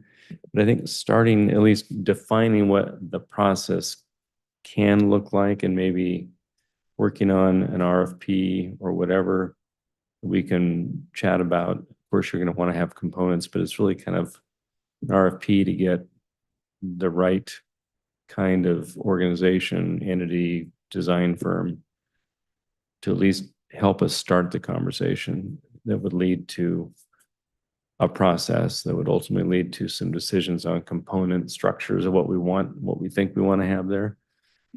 But So thank you for that. yeah, does that make some sense? I think there's going to be some challenging decisions about resource allocation and priorities for sure. Yes. And I want to give you an update on the desserts on the driveway. Oh, great. And what I'm sharing with you, and I apologize for it not going very well at the last meeting due to conflicting schedules and with the Gimhe delegation and just, looking at it in terms of a resource event, but then the city council wasn't able to make it due to this other event that was scheduled for the same time. And given the amount of time that was allowed, really, it would only had provided for the city council to arrive at the event, say hi, I gotta go to my next event. So that did not work out very well. So the part that I'm sharing with you is the event is growing. The desserts on the driveway, we had our Neighborhood Connections Program Coordinator, Chris Davis. He continues to grow the city's neighborhood associations. So once he has more information on the two that want to be established, he'll schedule a meet and greet with the city council so that you can meet these organizations. But at the most recent Desserts on the Driveway event at LASA, I'm not going to say this right, Nate Bergstedt expressed interest in starting a neighborhood association for the Custer Flat Creek neighborhood. And so Chris met with him last week, and they're planning a meet and greet with neighbors on August 30th. And the goal is to begin forming a planning committee for future meetings with the intention of holding these meetings at Dower Elementary. So that was one. The other area, Chris met with Eileen Solomon at the Summerfest event, and she's a resident of the Wards Lake Park area, and she's very interested in starting a neighborhood association in that area. And Chris is planning to meet with her next week to talk through the next steps. So we'll keep the city council posted. We'll also make sure that there are no conflicting events and make sure that there's enough time between any types of meetings Yeah. and such. So we'll do a much better job at planning that. Also, I wanted to give you an update on the street and volunteer program action plan. I know that the last June 16th meeting and such that there's been some interest about moving forward with the volunteer program. So the goal is to provide 4 initial points of access to Steilacoom, American, and Lake Louise. And the timeline is to get this program ready by the end of August. So that's coming up in the next month and almost a month and a half. The survey can be complete by the end of August if the contract is in place in July. So that's the goal. This would be the same surveyor that we use for Westlake to facilitate a timely completion of the surveys at Holden, Lake City, and 100th Street. We'll have more on the cost estimate for doing this. Westlake has completed an initial survey, but will need an extension of the survey to address the parking concerns regarding the private and public parking. All the sites were selected at the top of the street ends report, which I didn't include in this update, except for 100th Street. And 100th Street was added because of the continued public interest and action at the site. All the sites, while highly feasible, they have no delineation between the right-of-way and the private property or known encroachments that have not been delineated. So without clear separation, we can't really accurately allow volunteers to complete work at that site. So the survey will allow Planning and Public Works and police to address any calls from neighbors that come in regarding public versus property use. So we'll continue to keep the city council update, but we wanted you to know that that is the goal, to get something completed by the end of August so that our volunteers can start their work. So we're gonna do, did I hear you say survey work? Yes, and that's also from a kind of a risk management perspective as well. Which two, you said, those 4? The 4 were Holden, Lake City, and 100. Okay, Because Westlake is already in progress. got it. Okay. And then the last update that I have for you is just the upcoming events. I know the city council has done a lot of events lately, but here's a few more. So on July 24th at 6:30 p.m., we have the Samoa Cultural Day Community Dinner at the Emerald Queen Casino. I know that's on your calendar. The 29th, we have Summer Nights at the Pavilion Concerts, and this will be the Radio 80s at Fort Steilacoom Park. July 30th, we have the employee picnic event between 11 and 2 p.m. If you are able to make it, it'll be at the Fort Steilacoom Park Pavilion. On July 30th at 6 p.m., and this was the one that was previously scheduled on the 29th, it's been moved to July 30th, and this is the desserts on the driveway at the Oak Brook neighborhood at the Adriatic Grill or the Oak Brook Elementary School to be determined. On August 1st at 11:30, we have Command Sergeant Major Ken Hansen, headquarters at the Joint Base Garrison Lewis McChord building. And then on August 5th, we have the National Night Out in various locations.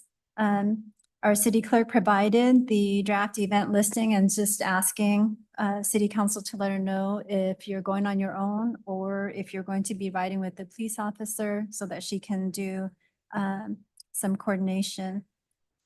On August 5th at 6:30 p.m., we have the Summer Nights at the Pavilion Concerts, the House Band of Lakewood, which performed at the recent Summerfest, will be playing.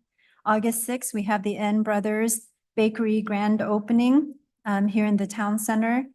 August 8th at 11 a.m., we have the Joint Base Lewis McChord Civilian Hall of Fame induction ceremony and community leaders social at the Russell Landing Bistro. August 9th, we have at 11 a.m. the Korean American Association of Tacoma Liberation Day in Tacoma, so 9702 East B Street. And then we continue with the summer concerts on August 12th between 6:30 and 8 p.m. We're also have on that day, and I think this is one that we don't actually schedule, but it's the Tillicum Neighborhood Association at 6:30 p.m. And then the next day we have the desserts on the driveway for the downtown neighborhood.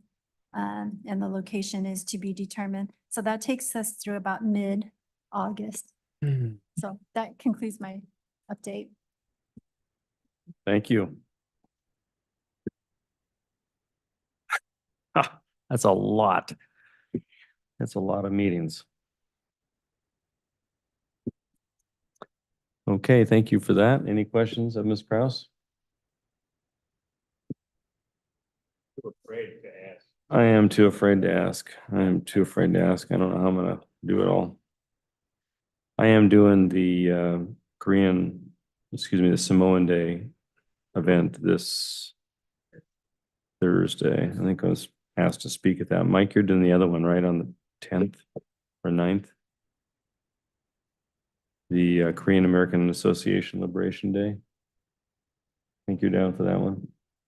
That's the one on the 10th, Saturday.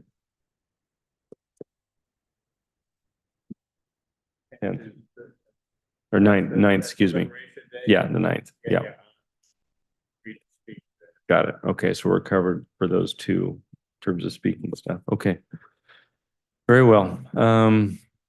Boki, start with you. Is that it, Ms. Kraus? You're good? Yes, that's it. Okay, Thank you. thank you.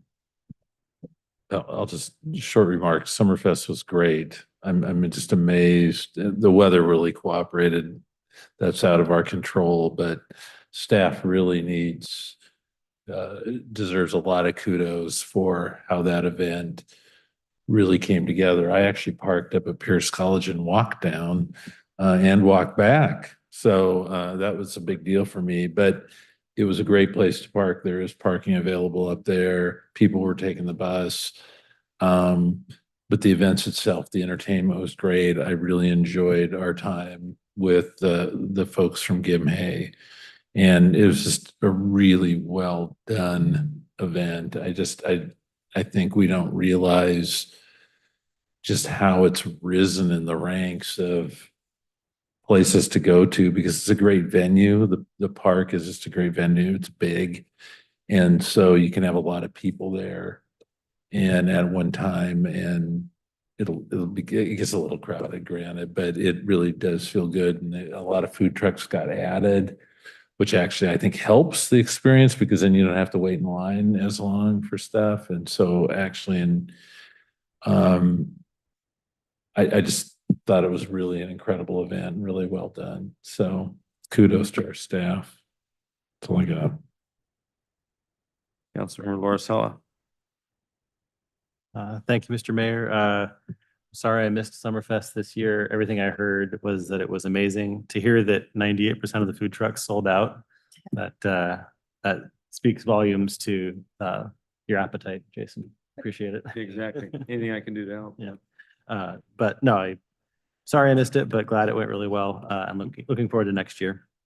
I was excited tonight about our MFTE approvals. When I think about the Alliance project in the town center and that space, it's been vacant for a long time. I learned to drive there and I taught my nephew how to drive there about 5 years ago, just in that big parking lot. Historically, it was used as a staging area for folks taking Pierce Transit to the Taste of Tacoma or to the Spring Fair. Right. But this is going to be a much better use for our community as housing, as affordable housing, as a way to just really build up our downtown core. I think is really special. So I'm glad we were able to approve that today. On the Springbrook MFTE piece, I would encourage our staff to reach out to the Springbrook Neighborhood Association just to close the loop and make sure they're in the circle before we come back in 2 weeks and talk about it. Thank you to Mr. Boki and Mr. Brandstetter for encouraging that we delay it due to the potential lack of information that may have gotten out due to the errors that were in the packet tonight. So looking forward to discussing that in a couple of weeks and hopefully we get some feedback from that community. Other than that, thank you for a good meeting tonight. Thank you very much. I actually thought you were at Summerfest when the motorcycles that were doing the loops. I thought that was perhaps you, but yeah. Mr. Pearson. Thank you, Mr. Mayor. Yeah, I had a great time at Summerfest. It was, yeah, wonderful as always, and it seems like it's getting bigger and bigger every year. It was really cool to share the event with the folks from Gimhe. Kind of, it's not very often that you get to go to a different country and see so many different cultures that participate in events and stuff like that. So I think city manager listed off 16 different cultural events that were performances. I mean, that's just kind of is a statement about, the country as a whole that we live in, that there's just so many different people from all over the world that love it. So that was pretty cool to share that with them.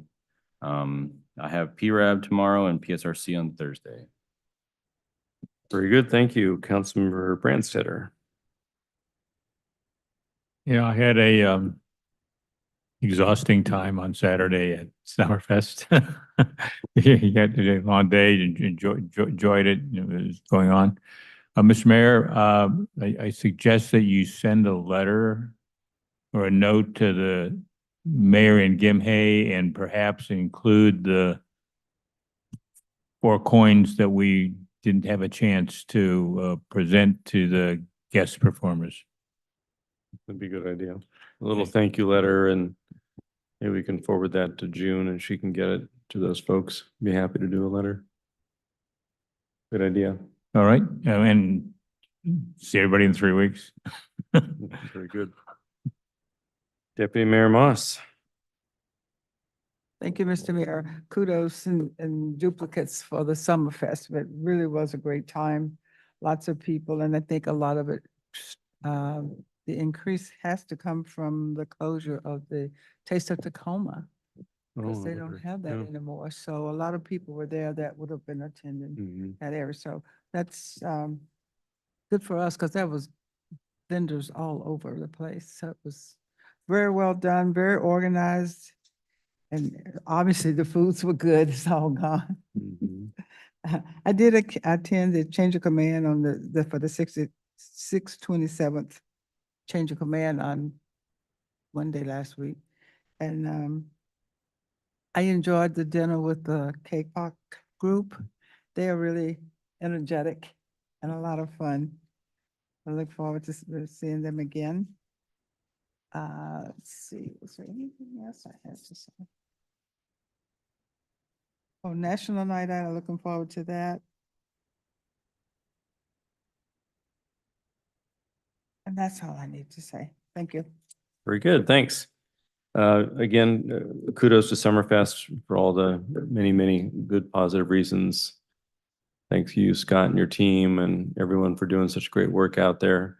It really was fantastic. It was a little of something for everybody, representing the diversity of our cultures, and certainly the food choices were fabulous. I tried many of them. There's just so much to have fun with. And the other thing, it was safe. I mean, we really had a great showing by Lakewood Police. They were out in force in a very positive way, circulating with everyone. And I think people felt very comfortable out there, even though there were, pretty large crowds. I do have a suggestion that I think will not only fix traffic, but will correct the delta, the $4 million we need for the H-Bar. If we just charge $10 a car, for parking, and we should be able to hit that $4 million goal in no time flat, because there are a lot of cars out there. But in seriousness, maybe that would reduce some of the parking tension down the road if folks ever wanted to do that. In terms of events, I went to the Pierce Transit driver class graduation at Pierce Transit in my capacity as chair of the board last week, and it was great to see 15 some odd drivers graduate. They're doing a really good job of filling the gaps that they have had post-COVID on the number of available drivers to get those service hours that you heard about tonight up to standard as best they can with the financial resources that they have. So that was a good event to attend. Thursday evening, we had the Gimhe welcome dinner. Thank you for all attending that as best you could. They really appreciated seeing us, and certainly it was a wonderful event to host the K-pop group, something new and different that we haven't done before. And I think at the end of the day, people very much appreciated that. the Samoan Cultural Day. As I mentioned, I'll be there, I guess, speaking as well as some others. And the National Night Out, I think I said yes to that, so I'll be going on any number of locations with whomever will bother to pick me up and take me, so I look forward to it. I think that's about it. Good events coming up as indicated by the city manager, and thank you for all the presentation work tonight. And that was a good meeting. Mr. Pearson. Sorry, I had one one of our commenters during public comment talked about the lake testing, and I was just curious, given that we are kind of going to be encouraging more folks to be going to the lake there, do we have a testing procedure, a program in place? And if not, maybe we ought to consider getting something in place if we don't. So it'd just be nice to make sure that we are encouraging people to get in safe water. So Maybe a Mr. Remack question, but I know that Stillicum Lake and American Lake are posted when they have toxic whatever that term is, toxic algae bloom, cyanobacteria or whatever it is. But I don't know about chloroform. No, E. we've coli. slowed down on the lake testing. It was more robust previously, but we kind of sunset that as to where we're at, other than really what we were. Is it a financial issue to sunset it? Yeah, so we can look at it. There would be financial assumptions associated with some of the testing that we've done and the volunteer portion. So doesn't Department of Health come out and do their own testing when there's algae, or do we prompt that typically We prompt historically? that and send that to them. That's been sunsetted too? No, we prompt that. So we do have some volunteers that still help with that. We'll take a sample, we'll go out and take a sample and send it in. Okay. So no, we have been watching that. Okay, very good. We don't. And then, as long as we're talking about public comment, did the trash issue at Edgewater Park, I drove by there. I didn't see what the commenter saw, but perhaps I missed something. I didn't see the big trash bins or cans. Are they out there? Yeah, we can only do the smaller trash bins. The larger ones is just not as easy to access. So Oh, they right. did place out more of the smaller Okay. bins. And I'm not sure, but I have a note here to follow up on that. And we also have our interim parks director who heard that too. So, Okay. yeah. But those two items, the testing of the water, that's something that, testing the water and the garbage is an item that I want to Right. get into more. Mr. Lorcella? Thank you, Mr. Mayor. Long time ago, I was a student at Pierce College, and one of my labs was testing water in the lakes. We may be able to reach out to Pierce College for a partnership to get some of their students to help with something like that. at And if lower there's a cost. volunteer group that wants to do volunteer testing, maybe there's an opportunity to do that if there's some standards that can be followed and some modest material costs for the testing equipment and the chemicals. Yeah, it could be. Okay, any other alibis for the good of the order? If not,